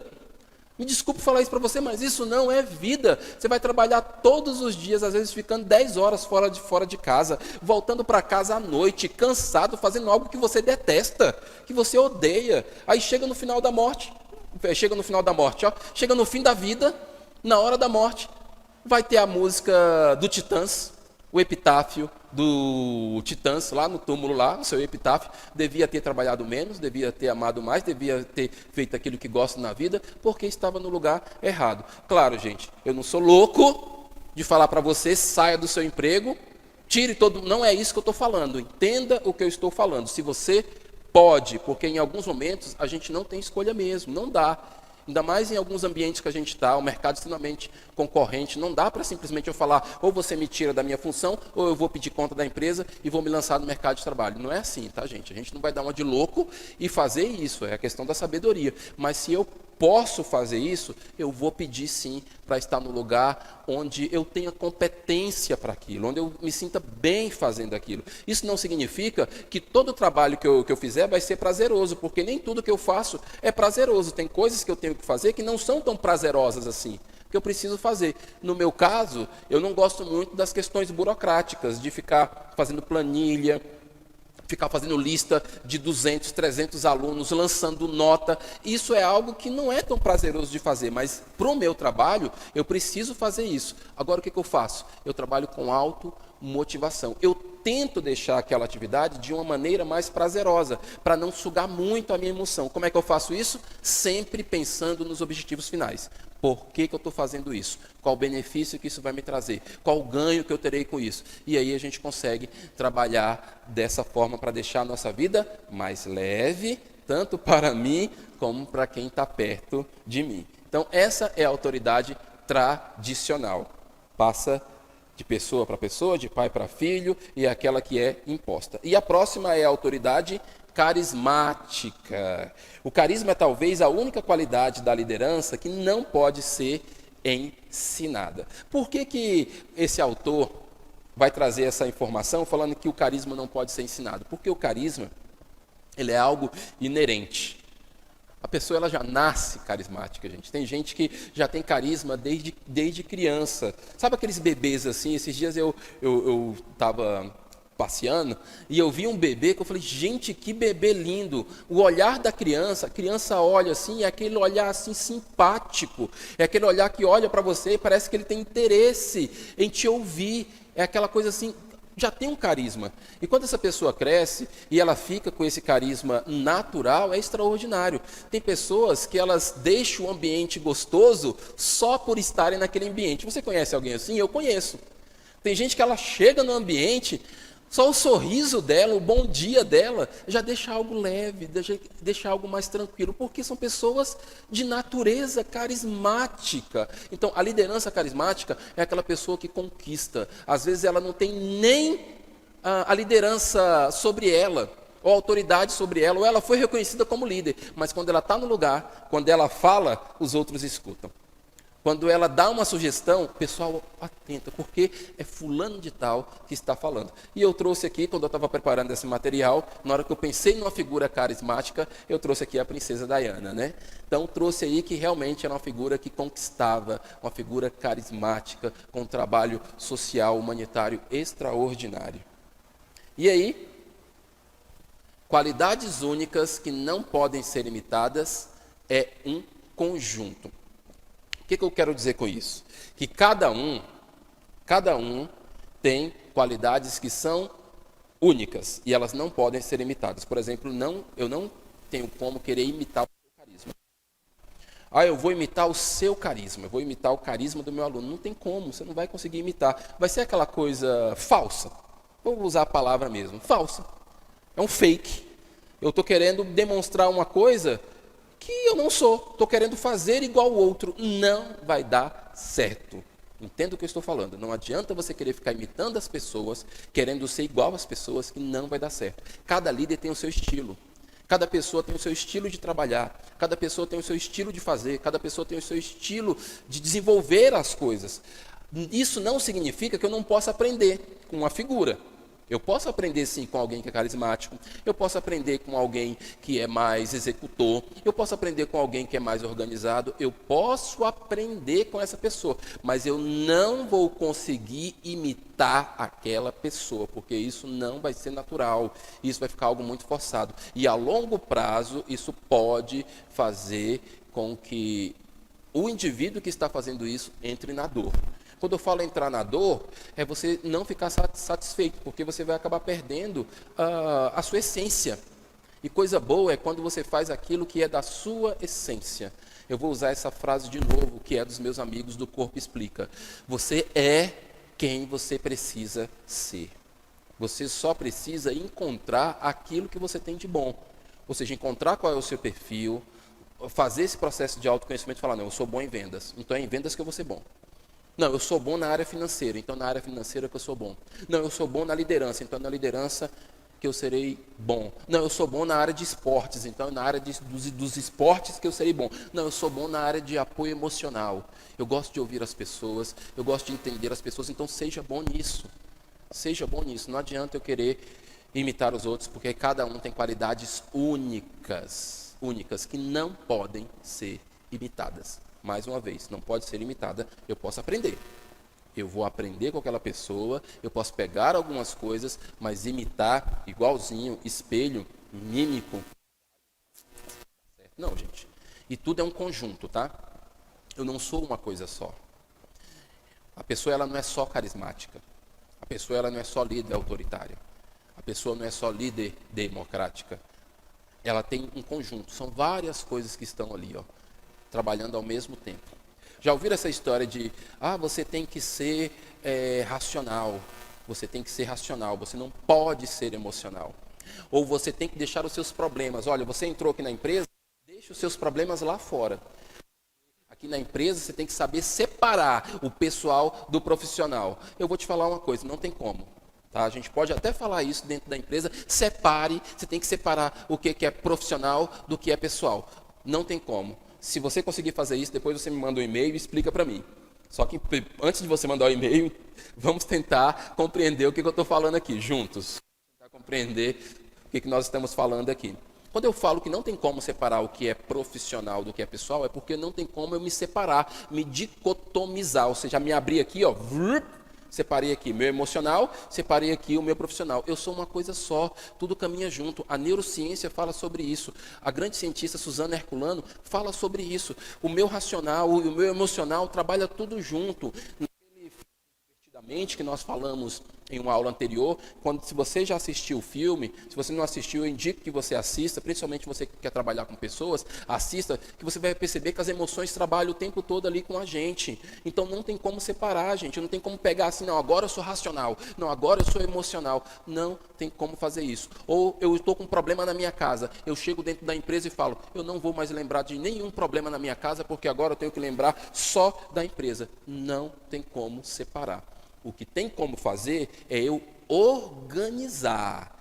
A diferença, organizar. Ou seja, eu estou com um problema na minha casa. Sim, eu estou com um problema na minha casa, mas agora eu tenho que trabalhar. O problema continua lá.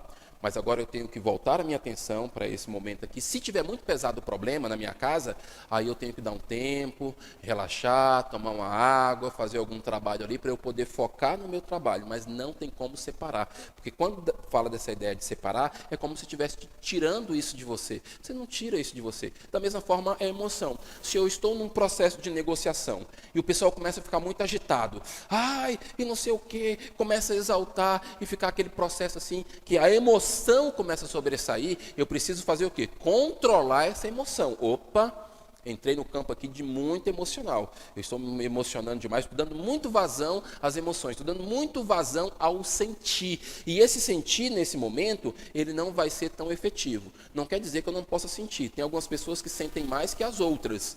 Isso é extremamente normal. Só que nesse momento, esse sentir não está sendo efetivo. O que eu tenho que fazer? Controlar um pouquinho. Opa, eu vou tentar sentir menos, vou tentar relaxar, vou tentar me acalmar para poder dar consequência, ou dar sequência, para eu dar sequência o que eu estou fazendo. É isso que tem que acontecer. Isso não é fácil, pessoal. Isso só com bastante autoconhecimento, só com treinamento que a gente vai conseguir fazer isso, que é essa questão de organizar. Aí sim, eu organizo as minhas ideias, eu organizo as minhas emoções, eu organizo os meus problemas, eu organizo o meu sentir. Não significa que eu vou deixar de sentir, não significa que eu vou separar os meus problemas, eles vão deixar de existir. Se eu fizer isso, eu posso entrar no mecanismo de defesa negação, e você percebeu que eu estou falando essa frase hoje bastante, que a longo prazo isso pode gerar algumas consequências. E nós temos a autoridade legal. A autoridade legal é a liderança formal. Os mais antigos têm preferência e a autoridade vem da formalização e do reconhecimento exercido da função. Então, a liderança racional ou a liderança legal é aquela liderança ou aquela autoridade, a autoridade racional, a autoridade legal é aquela que vem da formalização ou do reconhecimento por tempo de casa. Quanto mais tempo de casa eu tenho, eu vou exercer aquela liderança. Então você acaba sendo líder ou tendo uma certa autoridade ali reconhecida por tempo de casa. E em algumas empresas isso não dá certo, gente. Não dá certo. Porque a pessoa, ela às vezes o funcionário, o empregado ou o colaborador, ele foi extraordinário durante 10 anos, 15 anos naquela função. Aí você fala, eu vou promover, porque ele já está tão bonzinho, tem tanto tempo aqui, como ele se desenvolveu bem, vou promover, coloco ele para gerente. Você acaba com a pessoa, acabou com a criatura, porque ele não tinha, nesse momento, conhecimento, habilidade e atitude para exercer aquela função. E satisfeita com aquilo, ela estava bem com aquilo, já tinha até se estabilizado, e aí pegou a pessoa, colocou lá, estragou a pessoa, e às vezes vai para uma gerência, vai para uma liderança, não dá certo, não tem como voltar para a função original, e aí o que acontece? A pessoa sai da empresa. Então, muito cuidado com isso. A gente tem que ter muito cuidado antes de querer promover alguém ou colocar alguém em uma função por tempo de casa, ou reconhecer ele pelo exercício da função. A gente pode até reconhecer a autoridade, sim, a pessoa tem 20 anos de casa, você reconhece, a palavra dele tem um peso maior, ele pode ser utilizado até como um mentor, trabalhar como um processo de mentoring. Então, ele pode sim ensinar os estagiários, ensinar as pessoas que estão chegando, e a gente tem um reconhecimento sim daquela autoridade, que é essa autoridade racional ou legal. Mas eu não posso trazer isso falando que ele tem competência. Ele até pode ter competência para aquilo, mas eu preciso observar e tomar muito cuidado antes de fazer isso, porque senão pode ser prejudicial para o líder, prejudicial para o colaborador e prejudicial para a empresa, que às vezes pode até perder uma pessoa extraordinária, um excelente funcionário e ter que contratar outro. E nas empresas públicas, vemos também pessoas com anos de serviço tendo preferência para exercer chefia, mesmo quando não tem capacidade nenhuma de liderança. É aquilo que a gente está falando, que a gente chama de gestão de competências. Gestão de competências é isso, é você colocar as pessoas certas nos lugares certos, para as funções certas, para dar o resultado que a empresa espera. Isso é o que a gente chama de gestão de competência. Em algumas empresas públicas acontece isso, viu? Então, acontece mesmo, colocar a pessoa por tempo de serviço e às vezes não é bom, não é efetivo, não é eficiente, não é eficaz. Então, a gente tem que tomar muito cuidado. E nas empresas privadas? O que acontece? Nas empresas privadas, isso quase não acontece. Olha só, quase não acontece, porque acontece sim em algum momento. Elas reconhecem a fidelidade e a lealdade dos funcionários mais antigos, aumentando seus salários e, eventualmente, gratificando seus anos de serviço.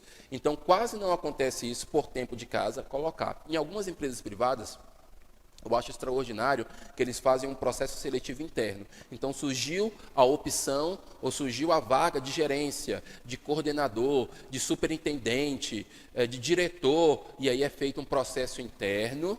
O pessoal faz o processo interno, ele se prepara. Eu já trabalhei com um processo desse. Me contrataram uma vez para trabalhar com um processo interno. Nós fizemos, na época, foi um grupo, acho que não me engano, não sei se foram umas 10 funcionários mais ou menos por aí, que me contrataram, eles iam passar por um processo seletivo e eles queriam treinar habilidades interpessoais e oratória.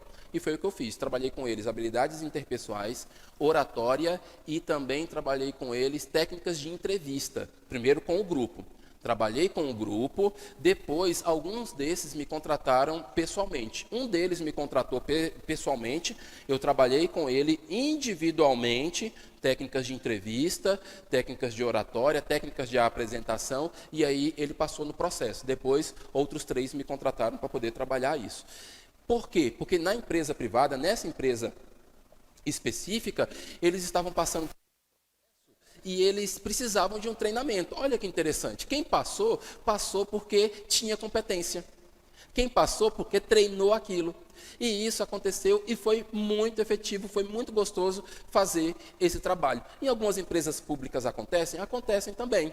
Em empresas públicas, em algum momento, vai acontecer esse processo seletivo interno. E aí é o que a gente fala de gestão por competências. Então, lembrando, nós falamos de autoridade, que essa autoridade, de acordo com Max Weber, ela se divide em tradicional, carismática e racional, legal. E qual das autoridades não é intrínseca? Vamos lá comigo. Qual dessas autoridades não é intrínseca?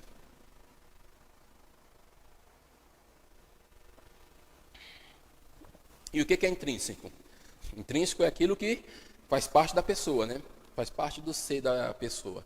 A autoridade que não é intrínseca é a autoridade carismática. E agora, no próximo, nós vamos falar sobre motivação das equipes. A liderança precisa se preocupar também com a motivação dos liderados. Eu gosto de falar de motivação. Todas as vezes que eu falo de motivação, eu gosto de falar assim, que ninguém motiva ninguém. Algumas pessoas às vezes me chamam de palestrante motivacional. Eu prefiro ser chamado de palestrante comportamental, porque eu costumo dizer que eu não motivo ninguém. O que eu faço é estimular. Você percebeu que eu estou toda hora estimulando. Eu estimulo você, eu me estimulo com palavras, com gestos, com imagens. Isso é estímulo. Quem vai ser motivado é quem tem alguma coisa dentro para ser motivado para aquilo. Ou seja, ela tem combustível para aquilo. Então, tem pessoas que são motivadas para umas coisas e outras pessoas motivadas para outras. Tem gente que gosta de trabalhar com explicações mais amplas, gosta de trabalhar com dinâmica de grupo, gosta de toque, outras pessoas não. Outras pessoas gostam de coisas mais diretas, mais objetivas, mais pautadas, mais rápidas, mais criativas, mais inovadoras e assim por diante. Então, o líder, ele tem que se preocupar em motivar os seus liderados, mas ele tem que saber o que motiva os seus liderados. Porque tem gente que é motivado por uma coisa e tem outras pessoas que não são motivadas por aquilo. E eu vou ter que saber, eu vou ter que ter esse olhar. Eu vou ter que ter esse olhar limpo, esse olhar analítico, para saber quem é motivado por quê. E aí vale a pena refletir sobre algumas técnicas de motivação. Nesse slide aqui, nesse próximo slide, a gente vai falar sobre isso, que vale a pena refletir sobre algumas técnicas de motivação que influenciam no comportamento, ou que influenciam comportamentos que podem impulsionar a produtividade e um bom ambiente de trabalho e de uma equipe. Então, existem várias técnicas de motivação. Olha, se você jogar na internet técnicas de motivação, vai chover aí. Tem técnica de todo tipo. Então, vai ter de técnica desde meditação, desde yoga de meditação, até técnicas de você entortar barra de ferro, né? Se entortar barra de ferro, de quebrar concreto com o punho. Então, vai ter técnicas, inúmeras técnicas de motivação que você pode encontrar aí na internet. Cuidado, tá? Cuidado. Às vezes tem gente que entra nesse caminho da motivação e aí fica tão empolgado que começa a fazer coisas que machucam os outros. Cuidado, tá, gente? Ninguém quer machucar, não vai entrar, não vai se machucar com isso. Aí machuca às vezes fisicamente, machuca às vezes financeiramente e machuca às vezes emocionalmente, que é o que a gente tem a gente mais conhece, é isso, pessoas que são machucadas emocionalmente com algumas técnicas. Por quê? Porque vão para determinados eventos que prometem muitas coisas na área da motivação, na área da superação, criam uma expectativa muito grande. Já viu aquelas figurinhas que é expectativa e realidade? É parecido com isso. Cria essa expectativa muito grande, só que aí quando essa pessoa que participou disso, esse indivíduo que participou disso, volta para a realidade dele, vê que é outra coisa, e que não é tão fácil assim, que não é receita de bolo e que não é mágica. Precisa de esforço e no mundo tereis aflição. Então, as pessoas esquecem disso. Então, vamos lá para algumas técnicas. Primeira delas, que nós temos aqui, é a aprendizagem colaborativa.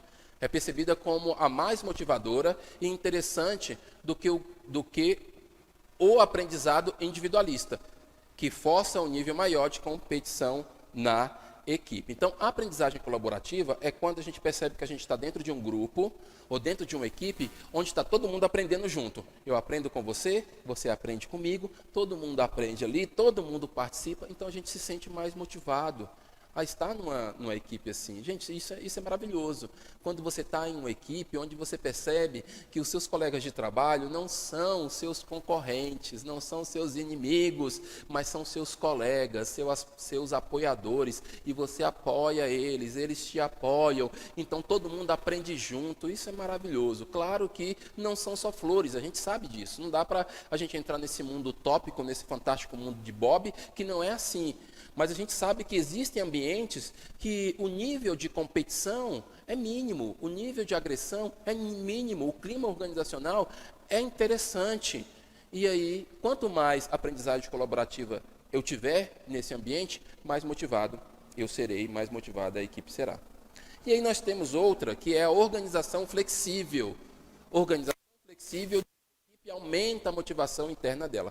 Organização flexível significa o quê? Que não é algo engessado, ou seja, sempre foi assim, sempre vai acontecer assim, é dessa forma que acontece, nada mais pode sair desse quadradinho, é todo mundo dentro dessa caixa.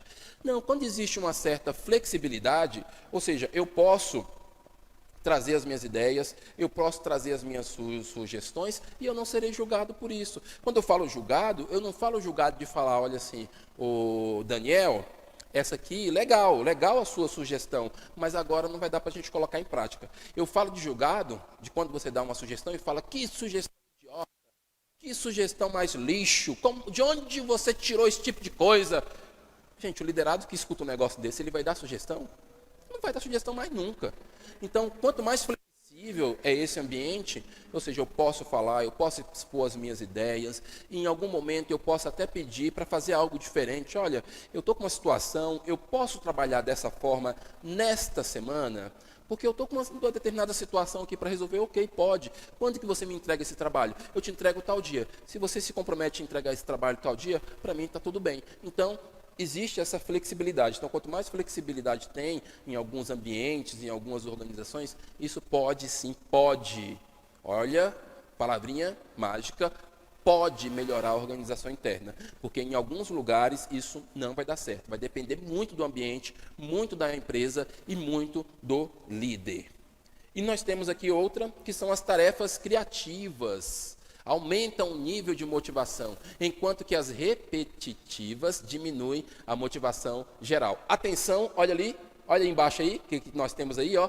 Atenção ao quê? Ao quê? Ao perfil. Atenção ao perfil, porque tem perfil que gosta de atividade repetitiva. Tem gente que gosta de rotina, tem gente que gosta de entrar na empresa e fazer aquilo todo dia, organizadinho, certinho, porque ele gosta de rotina, porque rotina traz segurança para ele, traz organização para ele. Se não tiver rotina, para aquele perfil, ele acha que está desorganizado, ele acha que está mal feito. Já tem perfil que detesta a rotina. Se você colocar determinados perfis em rotinas, falar todo dia aquela pessoa faz a mesma coisa, ele vai surtar, ele vai ficar angustiado, porque ele gosta de coisas diferentes, que são as tarefas criativas. Por isso que eu coloquei, as tarefas criativas aumentam o nível de motivação, enquanto que as repetitivas diminuem a motivação geral. Por isso que é a motivação geral, mas vai depender muito do perfil. Porque se nessa equipe tiver muitos perfis que gostam de trabalhar com rotina, com atividades repetitivas, atividades burocráticas o tempo inteiro, as atividades criativas não vai ajudar não. Porque senão, sabe o que essa pessoa vai falar? E eu já ouvi isso. Nossa, de novo? Não, todo dia é uma coisa diferente. Nossa, toda vez que eu chego aqui tem um negócio diferente. Ai, já mudou de novo. Isso traz angústia para a pessoa. Já tem outros que vai falar, nossa, que legal, mudou de novo. Que criativo, que coisa boa. Então vai depender muito do perfil, viu? Muita atenção a isso. Então, pessoal, perceber rapidamente quais foram os motivos do êxito ou do fracasso de uma equipe aumenta a motivação das pessoas. Então, quanto mais eu percebo, quanto mais eu observo, e isso não é fácil, tá? Por isso que eu coloquei aquele ponto de interrogação ali. Não é fácil, não. Eu tenho que perceber quais foram os motivos de êxito. Opa, deu certo aqui. O que aconteceu? Por que deu certo isso? Ah, foi porque eu utilizei essa técnica de motivação. Ou foi porque eu não utilizei. Não, foi porque alguém da equipe que tem uma autoridade racional legal, que já é reconhecida pelo pessoal ali, deu uma sugestão e eu não tinha percebido isso. Opa, saquei. Entendi o que aconteceu aqui. Então, quanto mais eu saco, quanto mais eu entendo, mais eu posso aumentar a motivação dessas pessoas.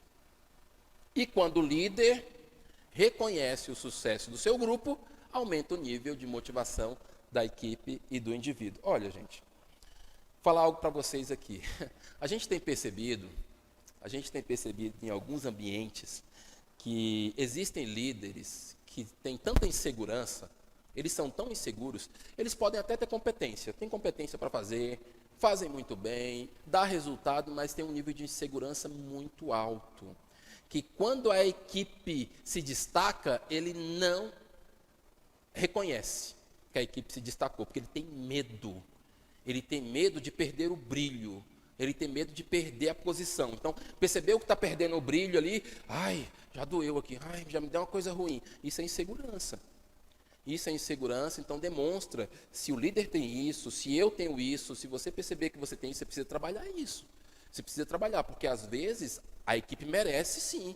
A equipe merece ser reconhecida, porque o mérito daquilo ali foi seu, porque você é o líder, mas a equipe, ela fez por merecer, e ela merece sim, aplausos, falar, pessoal, vocês foram extraordinários. Nossa, como realmente esse trabalho eu não tinha tinha olhado nesse ponto, ao invés de fazer de conta que nada aconteceu. O pessoal se esforçou, foi um sucesso. Eles reconhecem entre eles, mas o próprio líder não tem coragem de reconhecer. E às vezes ele se justifica com outras coisas. Não posso elogiar não, porque quando a gente elogia ou quando a gente reconhece, tudo desanda. E se eu reconhecer que eles foram melhores do que eu, o que vão pensar de mim? Gente, o nome disso é insegurança, tá?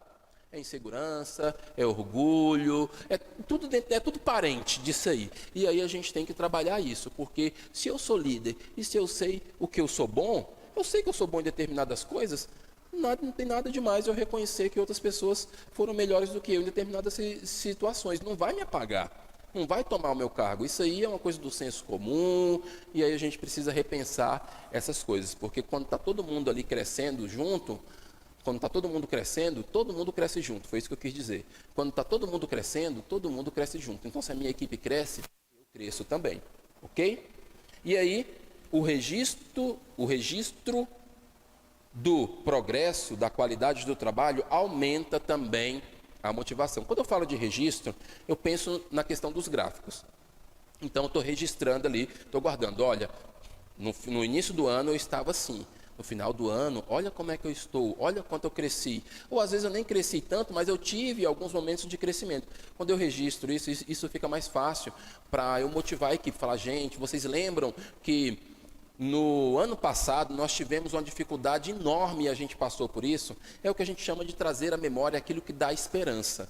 Então, quando eu lembro de alguma coisa que aconteceu, que foi ruim, mas que a gente teve sucesso e eu consegui aprender com aquilo, eu me motivo. Falo, opa, olha, a gente está preocupado com essa situação, mas a gente já teve outra situação que foi pior e a gente passou por cima disso. Ou tivemos algumas situações parecidas, ou tivemos uma situação que foi nesse caminho, só que foi no nível menor. Se foi no nível menor e tem outra que vai ser no nível maior, eu vou superar também, porque eu tenho competência para isso, eu já aprendi, e isso sim pode aumentar a motivação da equipe. E aí o que eu posso fazer? Eu tenho que começar a realizar uma tarefa pelas atividades mais fáceis. Pode ser uma forma de motivar. Quando eu vou executar uma tarefa, ou quando eu vou fazer uma atividade pelas tarefas mais fáceis, isso pode ser uma maneira de motivar, porque faz com que o êxito estimule também a vontade de sucesso nas atividades seguintes. O que eu estou falando? Às vezes eu tenho um planejamento estratégico aqui para 5 anos. Vamos pensar, eu tenho um planejamento estratégico aqui para os próximos 5 anos. Se eu ficar pensando, gente, 5 anos é muita coisa. Por exemplo, o seu curso. Você que está começando o curso agora. Você já pensa assim, se você ficar pensando, meu Deus, são tantos anos, são tantos semestres, são tantas disciplinas, a tendência que você tem é de ficar desmotivado. Você vai pensar bem assim, gente, olha o tanto de disciplina que eu tenho que fazer, olha quantas provas que eu tenho que fazer. Se você começar a pensar nisso, sempre na quantidade que você tem que fazer, no tanto de coisa que você tem que fazer, você pode se desmotivar. Agora, se você pensar assim, não, eu preciso assistir uma aula, eu preciso assistir uma aula e entender isso. Opa, assisti uma aula, entendi, olha, internalizei, maravilha. Isso aí já é uma maneira de você se motivar. Da mesma maneira, eu falo do exercício físico, eu falo da dieta. Se você fala bem assim, poxa, eu tenho que fazer dieta, mas eu tenho que deixar de comer açúcar, não vou poder comer doce, não vou poder tomar refrigerante. E se você pensasse assim, não, eu vou ficar este final de semana sem tomar refrigerante. Eu vou ficar este final de semana sem comer doce. Eu vou ficar só hoje sem comer doce. Eu vou ficar só hoje sem tomar. Enfim, você vai começando a fazer pequenas atividades. Olha, como eu falei do exercício físico, eu vou andar 10 minutos. Eu vou no final da minha rua e volto. Eu vou lá na padaria e volto. Não sei. Se você começar a pensar de fazer pequenas tarefas de todas as atividades mais fáceis, você vai perceber que o nível de motivação pode aumentar. Eu sei que tem gente que se motiva por fazer grandes coisas, quer correr 1 hora, quer fazer realmente jejum, sim, são pessoas que elas gostam de desafios, mas nem todo mundo é assim. Tem gente que não consegue, se ele pensar no grande desafio, ele tem a tendência de se desmotivar. Então, vamos entender como que a gente funciona. Eu funciono de uma forma, você funciona de outra. Talvez eu funcione com desafio, Não, eu quero realmente a coisa grande, assim, eu quero um desafio grande, eu quero correr 1, 2, 3 horas, não sei, vou para uma maratona. Tem pessoas que não, tem pessoas que se pensarem assim, elas vão desmotivar. Então vamos pensar nas coisas mais pequenas, ou nas coisas mais fáceis de fazer. E isso, gente, a gente tem que pensar o seguinte, não é que um é melhor e o outro é pior. Ah, esse daqui é melhor do que esse que fez menos. Esse daqui que fez mais é melhor desse que fez. Não é assim.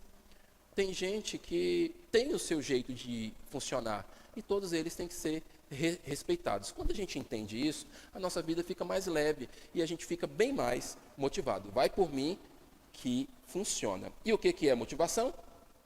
Motivação, mais uma vez, essa imagem já trouxe ela em outra aula, mas eu gosto de trazer ela de novo aqui, ou pensei em trazê-la de novo, porque isso tem tudo a ver. O que é motivação? Motivação é aquilo que me dá prazer. Gente, eu vou fazer um bolo parecido com esse aí, ó, uma delícia. Eu tive que fazer umas 3 receitas para poder acertar, mas eu acertei. Olha a minha motivação. E quando ficou pronto, que delícia. Inclusive está agora lá na minha geladeira, gelando, para ficar mais gostoso ainda. E isso é motivação. Porque quando eu penso que o meu bolo está me esperando lá, o meu bolo de chocolate, que eu fiz, está me esperando após o almoço, isso me motiva, porque é algo que aciona o meu sistema de recompensa. Toda vez que eu penso em alguma coisa e isso faz com que eu sinta algum prazer, ou penso, que benefício, aquilo vai me dar um benefício, isso é motivação. Motivação é prazer. Então, se eu quero me motivar no meu ambiente de trabalho, eu tenho que pensar por que eu estou fazendo aquilo, qual benefício que aquilo vai me trazer. Na liderança, qual benefício que vai trazer para os meus liderados, qual benefício que vai trazer para mim, qual o impacto que eu estou causando nas pessoas. Isso sim é motivação. E aí a gente vai falar um pouquinho sobre o elogio.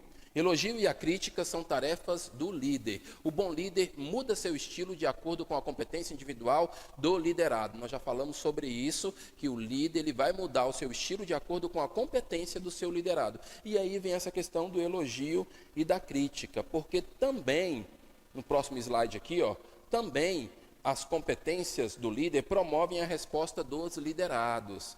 Então, quanto mais o líder tem competência em determinada área, quanto mais o líder demonstra, quanto mais os seus liderados observam isso neles, mais eles seguem, mais eles estão alinhados, mais eles estão juntos. E aqui a gente percebe, nessa imagem aqui, percebe que tem gente indo e vindo, tem gente acompanhando o líder, tem gente voltando. Por quê? Porque são pessoas diferentes, ó, são situações diferentes, são motivos diferentes. E aí eu tenho que entender que às vezes nem todos vão me seguir naquela tarefa. Uns vão seguir, outros não, e está tudo certo. Eu não vou atingir 100%. Às vezes eu vou atingir, às vezes não. E isso vai acontecer em vários ambientes, em várias situações. E aí eu tenho que saber como elogiar. É necessário elogiar os subordinados quando as tarefas são realizadas com sucesso. Gente, elogio sincero. Foi realizado com sucesso, eu dou um elogio. Tem algumas pessoas que têm dificuldade de elogiar, tem algumas pessoas que têm preconceito relacionado a elogio. Você sabia disso? Que tem gente que tem preconceito relacionado a elogio, que a gente não pode elogiar, porque se elogiar a pessoa pode se sentir orgulhosa, pode se sentir egocêntrica, pode se encher, tá se achando. Gente, então isso aí precisa ser mudado. Elogio faz bem, elogio faz bem. Algumas ciências na área do comportamento falam isso. E é bom elogiar, elogie o seu filho. Mas tem que ser elogio sincero. Não é elogio, eu vou elogiar. A pessoa não fez nada que mereça um elogio, eu vou elogiar porque eu quero elogiar. Não, tem que elogiar quando teve sucesso. Teve sucesso, ó, elogio. É aquilo que eu falo em algumas empresas, que é a questão da bonificação. Tem gente que recebe bonificação e não sabe por que está recebendo. Recebeu bonificação, recebeu uma premiação, e aí daqui a pouco aquilo se tornou obrigação. No dia que a bonificação não chega, no dia que a premiação não chega, o liderado fica desmotivado. Não é possível, isso é um absurdo, porque não ficou claro por que ele está recebendo aquilo. Então, a bonificação e a premiação tem que ter um objetivo. Isso tem que ficar claro para o liderado, para o colaborador, por que ele está recebendo aquilo. Porque ele fez alguma coisa e ele merece aquele tipo de bonificação. Senão, isso vai acabar entrando na questão do comodismo, daquela que é obrigação mesmo. No dia que faltar, aí olha só que interessante. A bonificação, a premiação, no primeiro momento, gerou motivação. Só que com o simples fato de estar sempre recebendo e não deixar claro por que está recebendo, no dia que deixa de receber, gera desmotivação. Aí vira uma confusão dentro da empresa, dizendo, não me deram aquilo, deixaram.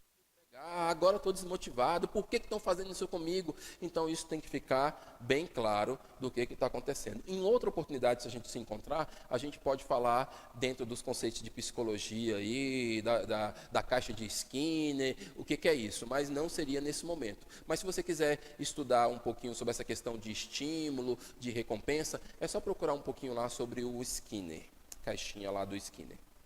E aí, as ideias inovadoras que são apresentadas também precisam ser elogiadas.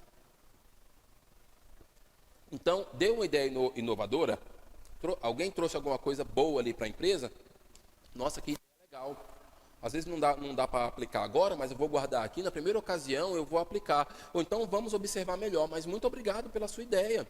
Agradeça, elogie, isso traz algo de bom para o colaborador e traz algo de bom também para a empresa. Em relação à crítica, olha aí em relação à crítica, vamos ver agora em relação à crítica. Quando a crítica for necessária, é importante que seja de forma assertiva e objetiva, limitando-se ao erro e explicando para que o liderado perceba o motivo da repreensão. Crítica, eu sei que essa palavra dói um pouquinho, falar crítica. Aí tem gente que fala crítica construtiva, crítica destrutiva. Eu vou dizer para você que crítica é crítica, tá? Crítica é crítica. Se ela vai ser construtiva ou destrutiva, vai depender de quem está recebendo e vai depender de quem está dando. Porque às vezes a pessoa vem para dar um feedback e ela dá uma cacetada. Então pode ser algo muito simples, a pessoa chega ali com a maneira de falar, maneira de olhar, e aí já está com emoção, está com muita emoção ali, destrói o outro. Então isso pode ser uma coisa simples. Por exemplo, vou dar um exemplo aqui, a pessoa atrasou 5 minutos. 5 minutos ela atrasou. Dependendo da forma como você falar, pode destruir o colaborador que ele quer ir embora naquele dia. Chegar bem assim, você não tem vergonha na sua cara não, seu irresponsável, olha, você chegou atrasado e não sei o quê. Às vezes é até um mecanismo de defesa que ele está, na verdade, com uma raiva de outra coisa. Então está com raiva de outra coisa e aí aconteceu uma série de coisas, uma série de problemas, alguém brigou com ele, o chefe brigou com ele e aí aconteceu de você aparecer na hora ali. Você deu sorte ou deu muito azar de aparecer na hora que ele chegou e descontou em você. Ele jogou para você aquilo ali, que pode ser um mecanismo de defesa. Então essa crítica nesse momento, ela foi extremamente destrutiva.